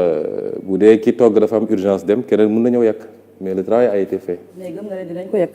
ça mënuma ci sori. man ci fu may dama bëgg benn précision par rapport ak parce que li ma juumul le 20 mai 2026 nga révélé woon ni am nga ay fonds yu toll ci 1 milliard 770 millions exactement 1 milliard 770 millions. maintenant problème bi man foofu moo jaxase sama xel ak ñu bari ci sénégalais mooy dafa am kenn ci gouvernement bi ko génn ku ne 1 milliard 710 millions yi par trimestre la. suñu sukkandikoo ci loolu moom dafa ne par trimestre. waxul te dëgg bu ma defee le calcul mooy 7 milliards 80 millions. non waxul loolu dëgg. abi sénégalais bëgg nañ mu leer parce que dañ ne chaque ñetti weer da ngay demander yow 1 milliard 710 millions. waxul dëgg xoolal moi je vais vous montrer une chose gis nga lii c'est les états 2025 2026 2024 man ça c'est les états tirés du trésor le montant global à la fin mi ngi nii li ma annoncé moo fi nekk et vous voyez que rubrique par rubrique à chaque fois qu'on fait une sortie on a dit fan la dem donc c'est pas trimestriel c'est pas mensuel c'est même pas semestriel c'est annuel intoxication bi nekk ci dëkk bi parce que dañu toll foo xam ne man duma dem parce que ça sert à rien ngay dem naan maa ngi yóbbu nit ñi justice bis bu ne nit xëy wax lu toll ni àdduna ci Ousmane Sonko mais jaru ko parce que da nga koy may buzz te du mujj fenn dañ koy jàpp yóbbu bàyyi ko mu dem donc c'est pas la peine mais lii Cheikh Diba mooy ministre des finances je le mets au défi na génn mu weddi ni man chiffre yi ma joxe ni du lii mooy lu baax c'est pas mensuel c'est pas trimestriel c'est pas semestriel c'est annuel mu ngi nii te chaque centime je t'ai dit je l'ai vérifié ligne par ligne et je suis le seul à l'avoir fait na keneen génne bosam ti am na ñu nekk boor bële nekkoon nañ fi premier ministre ay président ngi fi ay presque premier ministre yépp a ngi fi kenn rek a fi nekkatul ci ñëw premier ministre récent yi kenn mënu la génneel une justification de l'utilisation de ces fonds personne. Et déclaration de patrimoine bi parce que votre patrimoine fait l'objet de beaucoup de spéculations maanaam ci kalam liñ ciy wax dafa bëri Ousmane Sonko am na lii Ousmane Sonko am na lële. amiin ndax sa patrimoine dafa am yow loo ciy nëbb bëggoon nañu ko xam ak ndax aujourd'hui da ngeen a xaar ba le président de la République ne nañu étendre la déclaration de patrimoine rendre ko public ci njiitu pencum ndaw réew bu Sénégal ak njiitu primature pour que ngeen plier wu ci. le débat mooy est-ce que président dafa xaar ba ñu imposer ko pour mu accepter ni dina déclarer à la sortie te dañ ko publier parce que bu ñu escamoté il faut commencer ci cosaan bi cosaan mooy lan mooy ñan ñoo jël initiative loi bi doo tëb ci ki def amendement su loi amuloon amendement du am donc député yi ñoo jël initiative de la loi ne président de la République dafa war a déclarer à l'entrée et à la sortie te ñu publier ko constitution dafa noonu dina déclarer à l'entrée ñu publier ko ne fàtte wax ni dina déclarer à la sortie déclaration nag balaa muy am solo nga déclarer à l'entrée et à la sortie ñu jël initiative yi dans le cadre d'une réforme de la constitution beaucoup plus globale moom mu def recours conseil constitutionnel cassé député yi ne du ñu bàyyi parce que lii engagement électoral la programme engagement électoral loolu moo ci nekk leneen newu ci wax ñu woon nit Massamba ak Mademba dañ ne woon président dina déclarer à l'entrée et à la sortie ñi reprendre ko dugal ko def ko benn article unique nga xam ne lu jafe attaqué la mu dem peut-être ci ñàkk pexe ñu ne d'accord nañu mais nañ ci dugal premier ministre et président assemblée nationale gars yi ne leen d'accord nañ parce que yaakaar nañ suñ ko waxee dañ naan non buñ ko def ñu ne leen d'accord nañ ci dugal sax yeneen institution yi wala sax nañu modifier loi bi ne toutes les déclarations de patrimoine dañ ko publier parce que déclaration de patrimoine dañ ko def ñaar dañu jël le président de la République parce que suñu système moo mel noonu pourquoi c'est seulement le président de la République qui prête serment devant le conseil constitutionnel pourquoi président de l'Assemblée nationale du ko def te muy deuxième personnalité pourquoi keneen ak keneen du ko def président dafa doon lu spécifique moo tax ñu réserver ko régime spécifique léppam ñu yóbbu ko ci constitution bi léppam ñu yóbbu ko ci constitution bi ñeneen ñi ñu yóbbu leen ci yeneen loi ñeneen ñi dañuy déclarer à l'entrée et à la sortie ma leeral foofu man musuma raté sama déclaration bi may nekk maire déclaré na bi may nekk premier ministre déclaré na bi may nekk assemblée nationale musuma raté déclaration sama déclaration mi ngi fii OFNAC man awma lu may nëbb su loi ne woon OFNAC day publier dina publier loolu question de loi la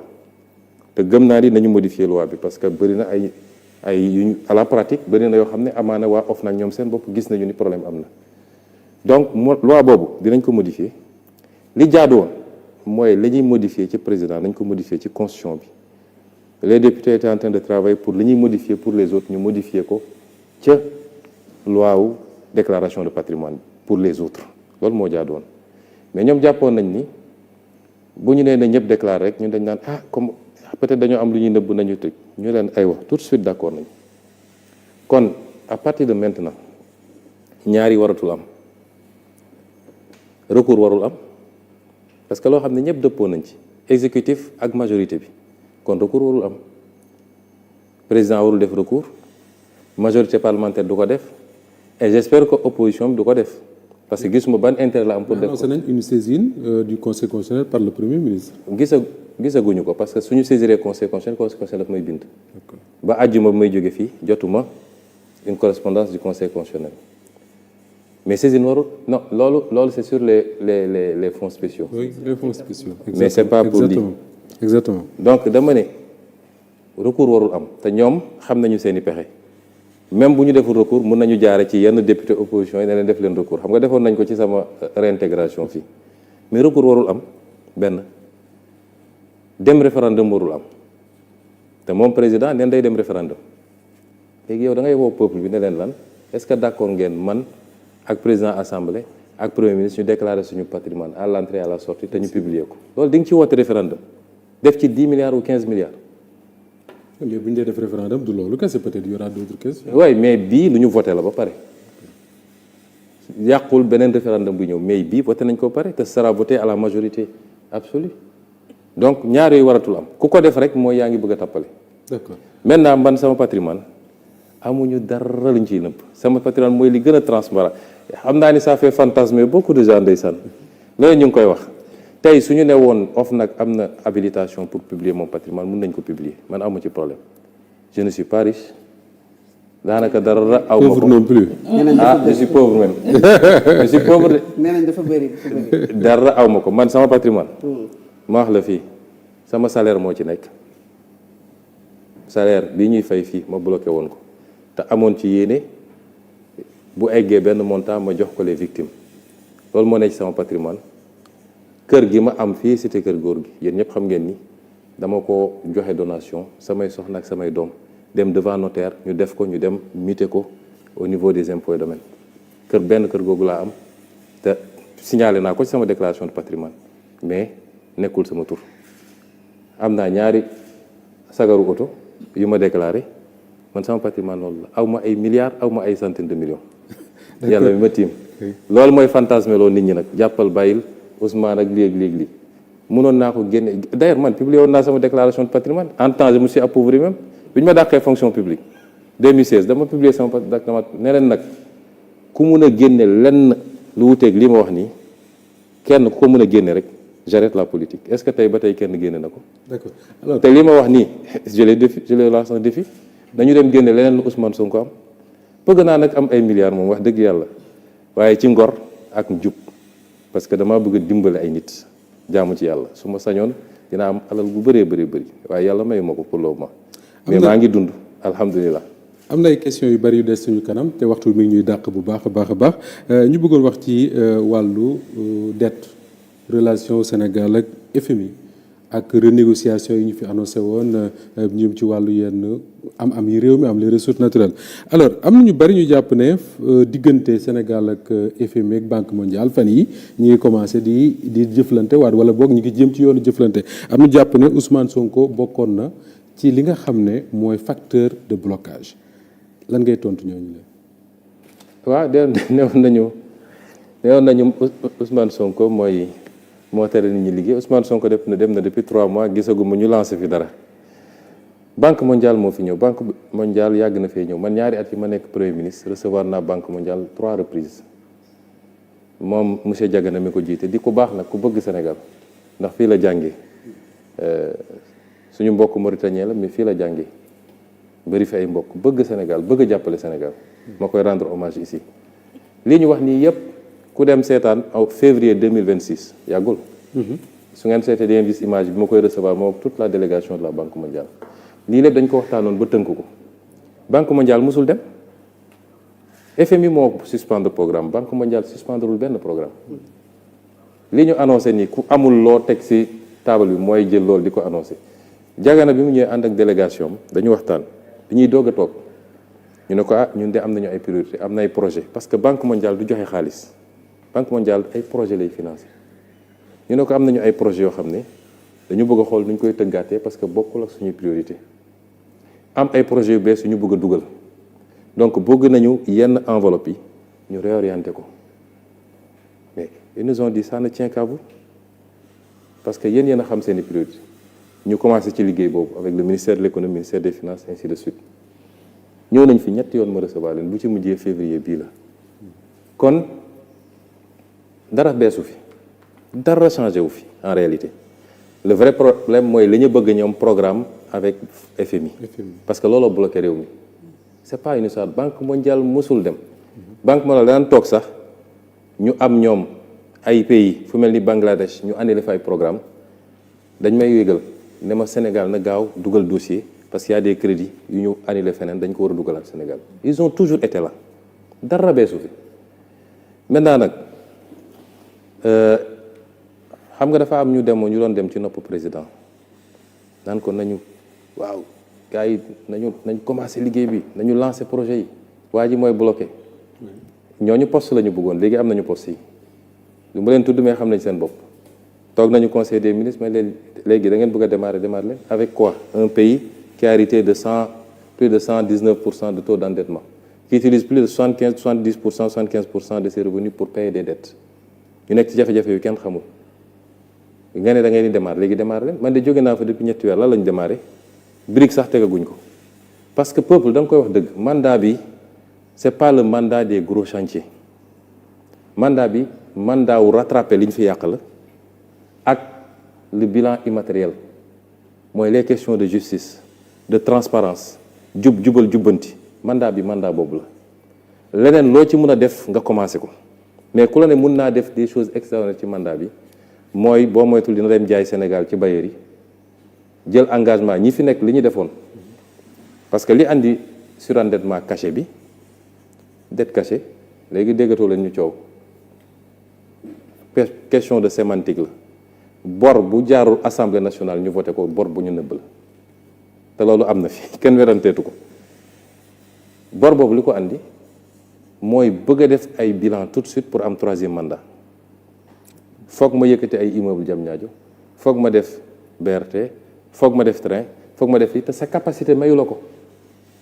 nga ne il faut ma leb mais pour ma leb il faut ma traficoter les chiffres loolu moo ñu andil bor bi ñuy tuddee bor cassé quand j'ai parlé de dette odieuse ñu bëgg la xam foofu une dette cachée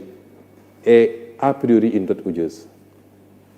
mooy da nga ko leb te leboo ko ci turu Sénégal te une bonne partie dugal nga ko foo xam ne mënuñu ko retracer c'est ça la dette odieuse ñaar yooyu c'est pas incompatible man damay toog ba si ma ne suñu gars yi est-ce que demoon nañu école sax wala mauvaise foi rek moo leen jàpp ak bëgg a jaxase xelu Sénégalais yi donc ci condition yooyu dañu nekk ci refondation de l'État du Sénégal de ses fondamentaux ñooñu dem naan ko waa ji moo lay bloqué man dem na ñetti weer a ngi nii ça va de mal en pire te suñu buggee dugg ci yenn yi dinañ nangul FMI loo xam ne baaxul ci réew mi dinañu nangul ay bailleurs loo xam ne baaxuñu ci réew mi dinañu tayle ay intérêt Sénégal pour bugg a coûte que coûte def man bi ma ñëwee dama leen ne peuple mooy jël destin en main man peuple Sénégal laa gëm su may gouverner je gouverne avec le peuple du ma gouverne ak ay bureaucrates yu tëju yor seen chiffre kese di déglu waa bitim réew loolu benn pàcc bu ndaw la ci liggéey bi mais peuple mooy jël destin en main te man lu ma am peuple Sénégal moo ma ko may bi ñu ma bëggee faagaagal dama ne delloo naa sama bopp yàlla ak peuple sénégalais moo taxaw su doon loolu du ma nekk fi kon su ma ñëwee ba egsi naa gouverner avec le peuple. Il faut casser avec un certain élitisme bureaucratie tëju 17 millions de Sénégalais xamuñu lan moo xew nga tëj ay nit kii naan la man expert la en ceci expert la ceci balaa may dee ñu ne technocrate lu yàqu technocrate ko yàqu da ngay gouverner avec ton peuple loolu tax ma def yenn yi ma ne je vais demander au peuple de faire des sacrifices parce que peuple Sénégal pare na pour def sacrifice pour son peuple pour son bien la preuve bu ñu leen wooyee ci diine ñu yëkkati dem joxe seen daayira dem joxe seen tarixa dem joxe seen diine ak diine bu munti nekk parce que gëm nañu loolu mais tant que ñi ngi jàpp ni ñi jiite boo dugalee sa xaalis ñoom dañ koy damm seen poste defee ko leneen est-ce que dinañ joxe ma ne donc on va demander au peuple de faire des sacrifices j'ai fait le PRES le plan de redressement économique et social génne des sources de financement additionnelles ñu war koo jëlee ci ay l'impôt taxe yu bees yu mel ni ci les jeux de hasard ñu ne nañu fexe ba du ñu laal li Sénégalais yi soxla ceeb diwlin courant leneen ak leneen mais les jeux de hasard sàngara si cigarette bi et cetera mun nañ ci def ay taxes supplémentaires ak yeneen lu mel ni transfert d'argent yi ñu ne nañ ci comp as tuut rek te loolu du pour toujours bu ñu ko defee fii ak 2028 dinañu am benn stabilité bu ñuy permettre yenn taxes yi ñu annuler ko mais dama ne woon mënuma demander au peuple des sacrifices te ñaari amul bi ci njëkk mooy justice na am ñi yóbbu peuple bi fii il faut ñu layoo ko justice tey ñooñu la ñuy protéger ci réew mi ñaareel bi mooy ñun ñii di jiite il faut que ñu doon ay royukaay moo tax tous ces débats là sur la déclaration de patrimoine sur le contrôle des fonds politiques c'est malsain parce que noo bëggee peuple bi nga demander ko des sacrifices ba pare yow mu gëm ni yow yaa ngi bëgg a te am na lu ma fàtte woon sax gis nga bi ma déposé sama projet de loi bi may nekk premier ministre président bi ñu waxee mu expliqué dama ko ne président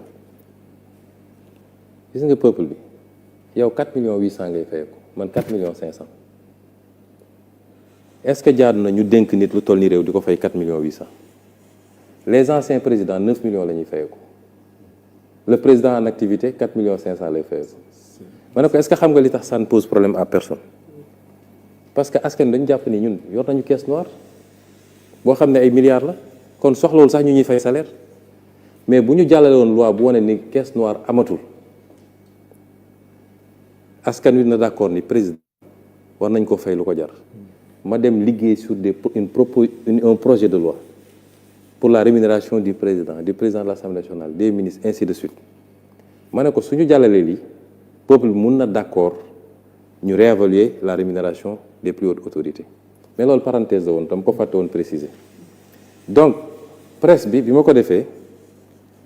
ma ne léegi pour ñu demander au peuple des sacrifices il faut que ñun ñu njëkk a wone exemple yi mais peuple bu toogee gis ni boobu ba léegi ñu ngi leen naan dafa am ñu leb xaalis bu dul jeex nëbb ko ba tey moo tax Sénégal yi mënuñoo nooy te amul kenn kuñ ci jàpp ne kii moo ko def 2 ans plus tard amul kenn ku ñu ne kii mooy responsable bi pire encore ñu bëgg koo effacer pour des raisons politiciennes mooy nu may def ba récupérer diw parce que soxla naa base politique peuple boobu ban sacrifice lay defal du ko def ma ne leen aussi nañu liggéey ci li nga xam ne mooy suñu capacité ma sant le ministre de l'économie Abdourahmane Sarr le ministre des finances may leen pour les opérations financées sur fonds extérieurs ak opérations yi nga xam ne budget bi moo ko financé nañu génne tous les projets non essentiels ñu teg ko de côté sama avant dernière réunion moo organisé primature c'était ça pare woon nañ ko bu ko defee mon objectif c'était de dégager une marge budgétaire de 1000 milliards 1000 milliards yooyu dañ ko waroon réorienter sur des projets à haute intensité de main-d'œuvre li ñuy wax les IMO ñu orienté ko ci loolu pour relancer l'économie un peu ensuite li nga xam ne mooy les actifs Sénégal dañoo bëri actifs l'État mais am na loo xam ne du rôle état warul gérer autoroute état warul gérer ay port wala ay etc mun nañ trouver un moyen les actifs yi ñu am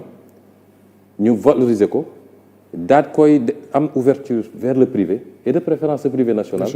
mu dugal xaalis bu bëri ci ci état bi permettre ñu amortir yenn charges yi ak yenn chocs yi et l'état continue à toucher ses dividendes ça on l'avait sori woon nañ ci lool ba liggéey ko ba teg donc ñun amoon nañu un plan une stratégie qui nous permettait de dépendre moins des exigences pour ne pas dire yenn saa yi yenn caprice yi nga xam ne dañ ñu koy bëgg a imposer de l'extérieur. Oui, monsieur le président de l'Assemblée nationale dañuy ñëw ci dette cachée première conférence de presse sur la question yaa ko def à vos côtés mu amoon Al Amin Lo actuel premier ministre bu Sénégal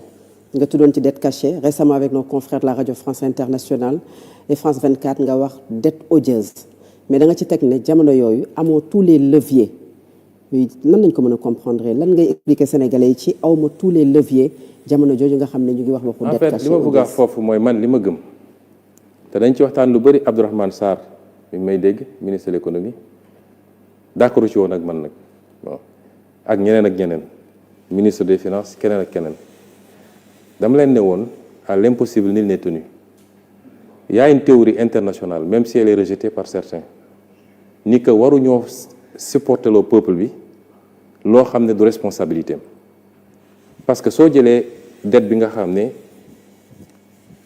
mooy financement extérieur yi mais responsabilité yi xam nañ ko parce que bailleur bi ñëw di joxe xaalis war na vérifier est-ce que projet bi mi ngi ci cadrage budgétaire bi est-ce que les députés du Sénégal approuvé nañu lii ba joxe autorisation état bi pour mu leb pour def lii ministre des finances ministre de l'économie qui est pour l'intérieur qui est pour l'extérieur amuñu droit ñoom di valider des financements yoo xam ne nekkul ci cadrage budgétaire boo xam ne ñoom ñoo ko def andi ko assemblée ñu voté ko ba ci cour suprême parce que su ñëwee dañuy yóbbu cour suprême ñu ne ko vérifier est-ce que amul problème juridique bu am le seul problème juridique bu ñu war a wax mooy cour suprême day vérifier la loi de finances initiale ou rectificative mu xool est-ce que ces crédits sont inscrits au nom de quoi cour suprême di autoriser ne gisuñu benn problème alors que c'est pas inscrit il y a une chaîne de responsabilité ma ne nag war nañu woo tous les responsables ñu ne leen pourquoi ngeen def li en méconnaissance ou en violation de la loi deuxièmement bor bi nga xam ne leer nañu c'est une dette odieuse mooy non seulement lebuñu ko ci turu Sénégal muy une dette cachée mais am na ci yoo xam ne soo liiree rapport Cour des comptes y a des montants yoo xam ne kenn mënul gis fan la dugg loolu dama ne man je refuse de payer ça loolu laa doon wax j'avais pas tous les je leur ai dit on doit refuser de payer ces dettes là on me dit soo ko deful sa réputation day yàqu sur l'international les gens vont fermer tous les marchés etc etc j'ai dit non on peut s'en défendre parce que c'est une théorie boo xam ne même au niveau des instances internationales les plus élevées dañ koy wax may leen donc man mënuma bor bu mel nii nga xam ne ñëpp am nañ ci responsabilité ki lebale ki leb ñi ko dox ñi ko waxaale ñëpp am nañ ci responsabilité ba mu des le peuple sénégalais parce que yëgul ba pare ñu ne peuple sénégalais bi yow yaa ko war a fay ma ne donc cette partie là man si j'avais les leviers parce que mënuma ko def en tant que premier ministre sous président de la République validé wul si j'avais les leviers ñu nangul ma ko damay seggi partie bor boobu ma ne soit du ma ko fay wala du ma ko fay léegi du sama priorité maa ngi koy teg fii ma lijjanti samay problème bu situation bi amélioré wu mun naa xool du ma koy fay mu ànd ak nag justice ci ñu def guta gu toll noonu c'est ça que j'étais en train de dire mais xam nga dans le cadre d'une interview de 25 minutes de mënoo développer nii ñu jël ko nag yóbbu ko fu mbir mi yeggul. Monsieur le Président de l'Assemblée nationale dafa mel ni wax ju bi xoj nañu ba tax na dañuy jàll rek ci 4e thématique bi ñu tànnoon muy wàllu vie politique tey jii dafa mel ni ne Sonko nekkatul Diomaye nekkatul Sonko ndaxte président de la République taxawal na partem muy kiiraay ñu gis ñu bëri di màbbeekoo ca Pastef di dem kiiraay ndax loolu benn du nasaxal parti bi wala nekk na loo xam ne danga ko doon sóoraale. bu ñu bëggee xam ndax nas na la parti bi kay nañu woote élection yi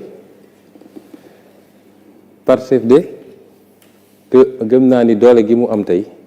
amu ko woon at ci gannaaw wala ñaareet wala 5 ans ci gannaaw doole gi Pastef am tey xam nga dafa am ñaar jël quelques sites internet yooyu di leen fay bu ñu nee diw nee na dem na ci côté bële rek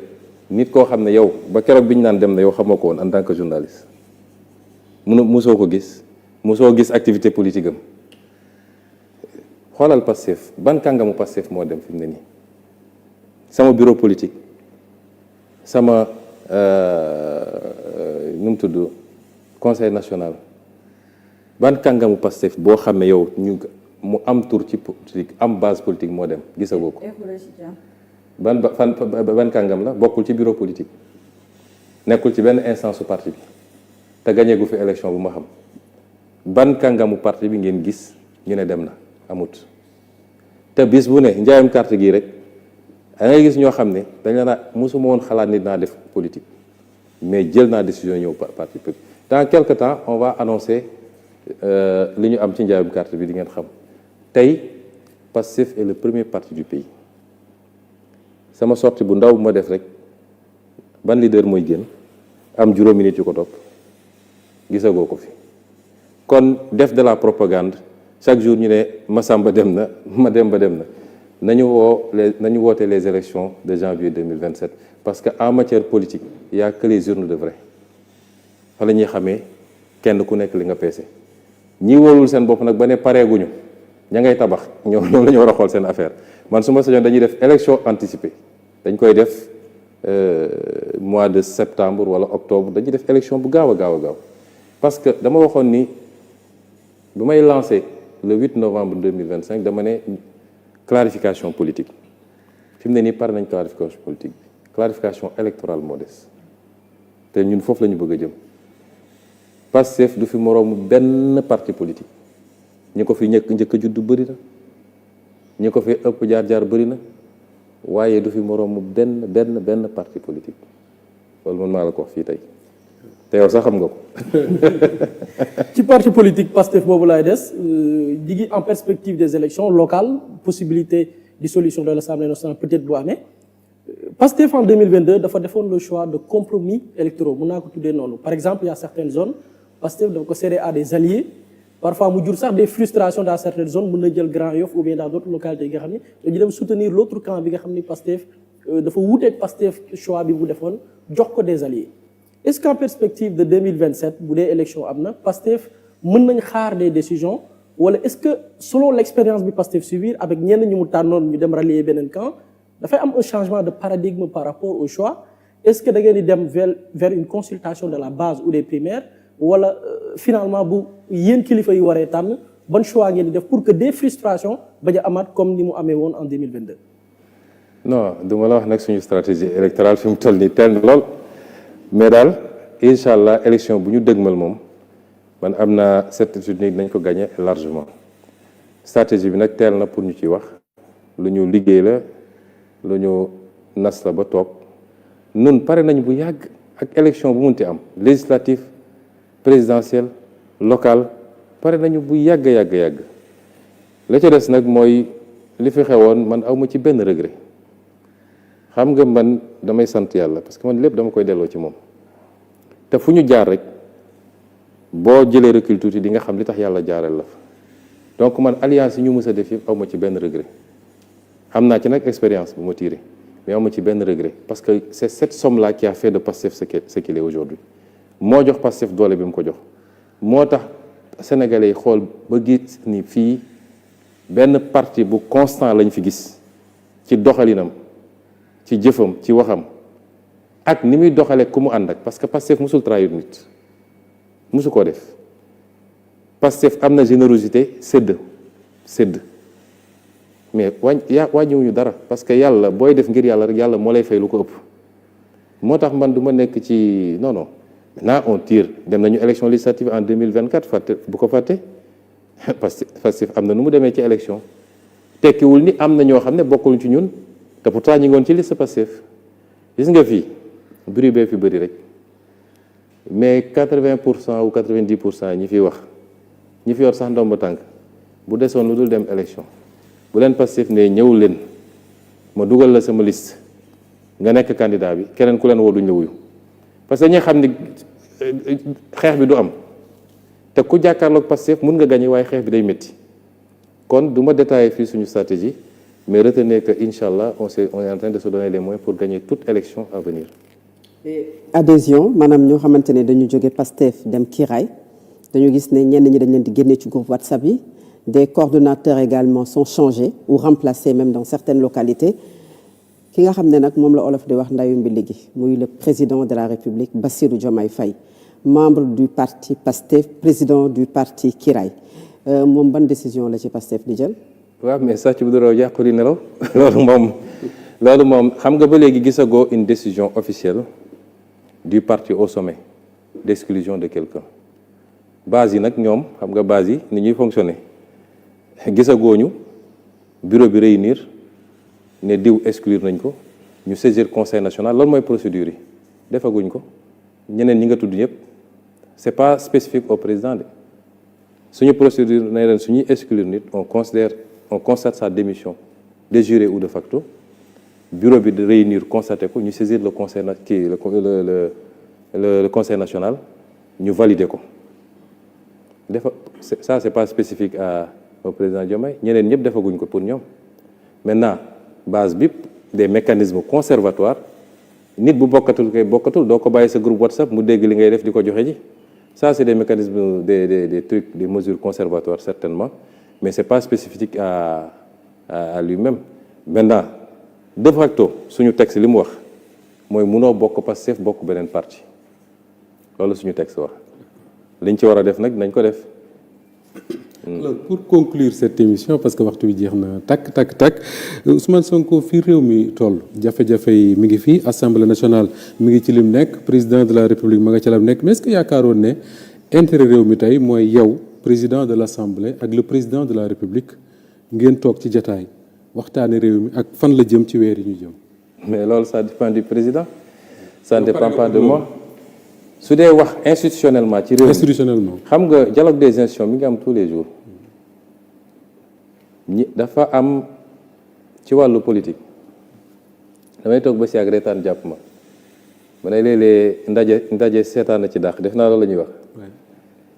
xam nga opposition bi une partie de l'opposition ak président ak ñi mu ànd ak lambigolo la ñu nekk ñoom opposition bi depuis qu'on est arrivé au pouvoir dañu ne bu kenn attaqué Diomaye dañ ko diw bër bi utiliser ko pour mu dal ci Sonko mu liquider ñu Sonko bu loolu amee ba pare nag ñun ñu jàkkaarloog moom parce que ñoom gëm nañ ni moom doy leen ndékki ñoom ci loolu lañ ne woon moo tax pendant 2 ans ba tey ji sax dañu am problème léeg-léeg ñu xaw a feqatiku waaye seen problème yëpp c'est Sonko ñu ne ci ndeysaan ba jékki-jékki rek ximmilu ko gis ni waa ji mi ngay jël seeni maire ñu ne nag mbir mi doy na waar ci la ñu commencé rek di wëlbatiku ne dañ koy critiquer ak di réclamer élection ak yu kenn xamul ñun nag nous sommes au balcon comme disent les jeunes parce que ñun mun nañ ñu wàññi lu toll ni tarfatayn au contraire dañ ñoo yokk ba kenn xamul fu ñu toll actuellement léegi nag ñu ngi leen di seetaan ñoom seen biir ci cadre boobu la ñu poussé peut-être président ak yenn ci àndandoo yi nga xam ne fu ñu mus a nekk yàq rek lañ fa nekkee di ko pousse à l'extrémisme soo seetee seen discours yëpp ma damay xoolal seen élément de langage yeneen ñoom ñooy les institutions ñoo respecter les institutions soi-disant Pastef ak Ousmane Sonko respecté wuñu les institutions léegi nag ma jox la cas yu gàtt entre ki nga xam ne yaa ngi faire poser des incertitudes sur la tenue d'élection yoo xam ne date bi loi moo ko teg yaa ngi dàq ay nit uniquement parce que ànduñoo ak yow ci politique te pourtant xam nga ni ils sont compétents dina remplacer ak ñoo xam ne mar d'Italie yaa ngi wañ loxo institution li ma wax président xam ne li ma wax di ko def looloo xam ne c'est en violation de la constitution nga xam ne loolu mënoon lañ la ci topp haute cour de justice bu garaaw la entre kii def loolu yëpp ak ki nga xam ne li muy def yëpp mu ngi ko teg dans le cadre de ses attributions constitutionnelles kan moo respecté wul constitution en réalité su nit demee nga nekk président de la République dem ba ne fi ma toog nii laa xam ne mbir mi c'est pas le peuple c'est pas les foules parce que yow amoo peuple amoo foule ñemewoo sax génn ci foule yi parce que ragal nga ñu sonkoriser la nga ne léegi mbir yi c'est pas les peuples c'est pas la foule alors que la foule moo la fal nga ne mbir mi c'est les institutions loolu foo ko dégg rek fi ñu bëgg a jëm baaxut. D'accord. mooy utiliser les institutions contre d'autres personnes qui détiennent la légitimité jël ay institutions di leen jouer le rôle li nga mënul am ci politique nga ne na ma ko institutions yi defal nañ ma dalal ci kaw diw nañ ma éliminer candidature diw foo dégg ko wax loolu rawatina président de la république mooy moom xam na ni élection mënu faa dem am dara léegi nag naka laay instrumentaliser te li ñu dal diggante 2021 ak 2024 yëpp lan la woon instrumentaliser les institutions contre la légitimité ndax yàlla xam na ni légitimité bi yàlla Pastef la ko joxoon ak Ousmane Sonko la preuve bi ñu demee ba gàllankoor Ousmane Sonko Sénégal yëpp dañ doon wax ni su désigné woon Buri Jaxate sax mu nekk président xam naa ni sax présidente laa waroon désigné moo gënoon wóor mais loolu lañ doon wax nga utiliser les institutions contre la volonté populaire yooyu la gars yi di bëgg a toggaat di ko andi ak essayer utiliser naan diw moom dafa yaru diw yaru gis nga soxlawuñu yar ak ñàkk yar fii kenn ñàkk ko yar man de kenn du toog ba dégg ma saaga wala ma xaste am naa nag sama fulla am naa sama tempérament ku nekk ni yàlla bindee damm los ak laxal baat taxul nit yaru li nit di def ci suuf ñun lu ñu soxla mooy la ñu waxe teg askan wi nit ku ko respecté loolu rek la ñu soxla leneen yëpp ay détails la man su ma woon président boo xam ne sax day xëy di sànnay tànk te jëfee lu askan wi xaar ci moom ma dellu sant yàlla argument yi ñuy utiliser yëpp dafa am lu ñuy préparer c'est des arguments préparatoires man nag dinaa la wax dialogue des institutions fa laay daanele dialogue des institutions mi ngi am tout le temps ndax chaque jour su proposition de loi amee damay bind président mu tontu ma bu dee commission d'enquête damay bind ministre de la justice mu tontu ma président bu buggee envoyé projet de loi da koy envoyé fii ñu gérer ko bu ma nee lii c'est urgent ma programme ko en urgence su dee baax na ci réew mi ñu woteel ko sans hésiter donc dialogue boobu am na te xiiroo amul ngaayoo amul bu ñu demee ba jàpp ni d'accorduñu am na àttekat président mën na ko fa yóbbu député yi mën nañ ko fa yóbbu kon problème amul mu des nag diggante moom ak man bi ñuy mujjee wax am na lu ma ko wax bu la gaa yi ngem nax la ne la demal dal ci kaw Ousmane Sonko mënoo ci am ndam benn ñaareel bi mënuma laa yéene lu bon te duma la mus a def lu bon wala lu ñaaw réew mi ñoo ko bokk lu mënti am même su ma nekkuloon dara ci réew mi dem toog boo ma woowee laaj mi sama xalaat ma ne lii moo ci sama xalaat kon jàppal ni yéene bi ñu amoon ci yow ba andi la fii yéene googu tey mi ngi fi ba léegi te yéene gi du yow sa jëmm man tànnuma la parce que tu es le plus beau ou le plus jeune ou le plus sage su doon loolu wala damaa bokk ak yow deret su doon loolu am na ñeneen ñu ma mën a tànn mais yaakaar gi ma amoon ci yow c'est par rapport au pays le Sénégal man Moustapha lu ma booleeg nit rek Sénégal la mais c'est pas des questions personnelles nit mun na taxaw fii saaga ma xas ma et cetera taluma ko kon nous restons ouverts à discuter ci li nga xam ne mooy njëriñu réew mi te li ma gëm nag man tey benn verrou moo fi des mooy Assemblée nationale parce que gars yi dañoo 2 ans yi dañoo sonnoon lu bëri li ma téyewoon nga xam ne dañ ko boot xoolal suñu hydrocarbures yi fi mu ne nii yaakaar teranga nga xam ne man maa xeex taxawal commission de renégociation ñu liggéey ci ak ministre Birame Souleye xeex ba récupérer yaakaar teranga nga xam ne c'est l'un des blocs les plus prometteurs te ñu moom ko à 100%. ñu am lu ñu monté ak waa Petrosen Aline Gueye def ci liggéey mucc ayib ñu ne bloc yi léegi dootuñu ko jël di ko jox nit ñi nga yor ko pendant 25 ans 30 ans mais dañ koy jox suñu compagnie nationale moom mu def montage am essayer lever une partie des fonds out des partenaires techniques société turque seen dernier bloc bi ñu am noonu la ñu def tey soo amee sa bloc téye ko essayer mobiliser des fonds mun nga am ku lay defal forage mun nga am ku lay defal plateforme mun nga am sax koo xam ne après moo la koy gérer les pays Qatar ak ñoonu la ñuy def ñun rek ñooy jël suñu bloc jox ko nit pendant 25 ans 30 ans ñu ne loolu léegi dootuñu ko def waa Petrosen liggéey ci schéma bu baax bi ma jógee primature ñu ñëw commencé ko jalgati ne léegi ñoom dañoo yàkkamti dañuy ut benn partenaire jox ko bloc bi Sénégal am ci entre 35% et 40%. Petrosen ñu génne ko ci lépp loo xam ne offshore bi la yóbbu ko ci onshore. barki démb am na proposition de loi bu ma jot ay député bind ko envoyé naa ko président tontoogul proposition de loi bi dañu ne député yi ko bind dañ njëkk a dugal proposition de loi ne désormais le contrat pétrolier bu ñu ko signé ba pare dañ koy indi assemblée nationale pour assemblée nationale voté ko ñu andil ma ko toog tuuti dellu si waat ne ma bon lii suñ ko defee ñoom dañuy bañ dañ koy yóbbu conseil constitutionnel léegi nañu bàyyi président mooy approuvé par décret loolu moo ne ci texte bi mais ñoom ñu andiwaat beneen projet de loi ne entre la signature du contrat et l'approbation par voie de décret contrat bi dañ koy andi fii assemblée mu am débat en plénière non suivi de vote mais au moins ñu def débat peuple bi xam dans quelles conditions on donne ces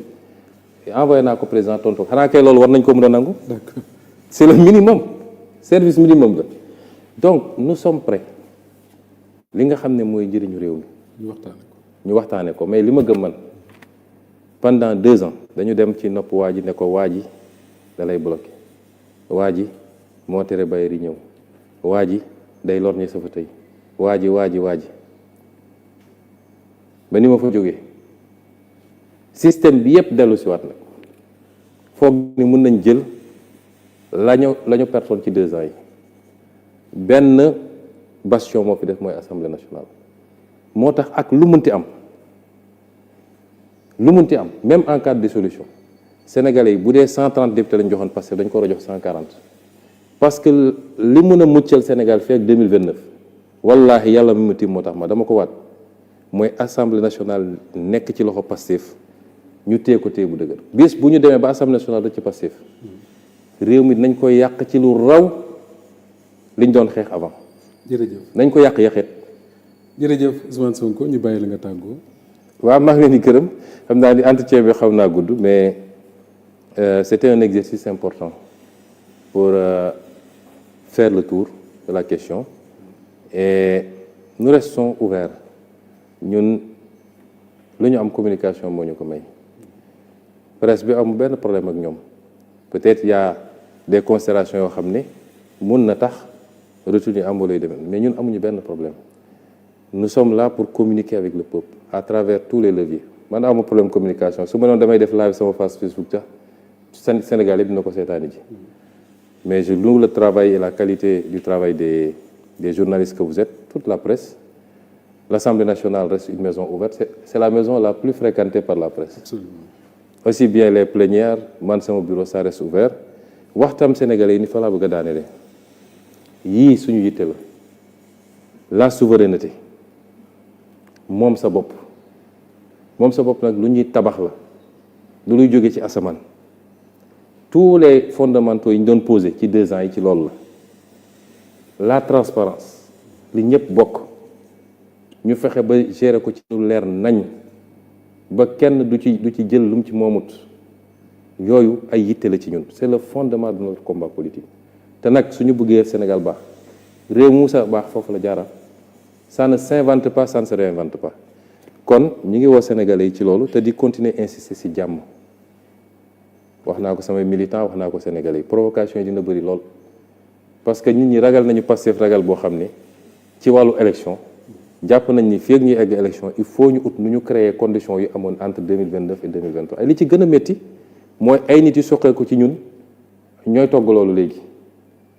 ñun jàmm rek la ñu woote xeexuñu xuloowuñu dóorewuñu ku ñu dóor baal nañ la ku ñu saaga baal nañ la demuñu justice sax la ñu laaj rek mooy nañu dem ci élection yi sénégalais yi clarifier les choses. D'accord Ousmane Sonko président bu assemblée nationale bu Sénégal njiital Pastef ñu ngi lay gërëm bu baax a baax àndoon tey ci waxtaan wi ak Fatou Abdou Ndiaye Solo Média Fatou jërëjëf Buri Jaxate bu Xalaat TV ak Ndeye Marème Ndiaye bu Sud FM seen rajo mbokk yi yéen ñi doon ñu déglu ci Sud FM di seetaan ci Solo Média Xalaat TV Walf TV ak toutes les autres plateformes yoo xam ne mën ngeen ci doon seetaan ñu ngi leen di gërëm bu baax a baax di leen jox dig daje ba beneen yoon incha allah rabbi jërë ngeen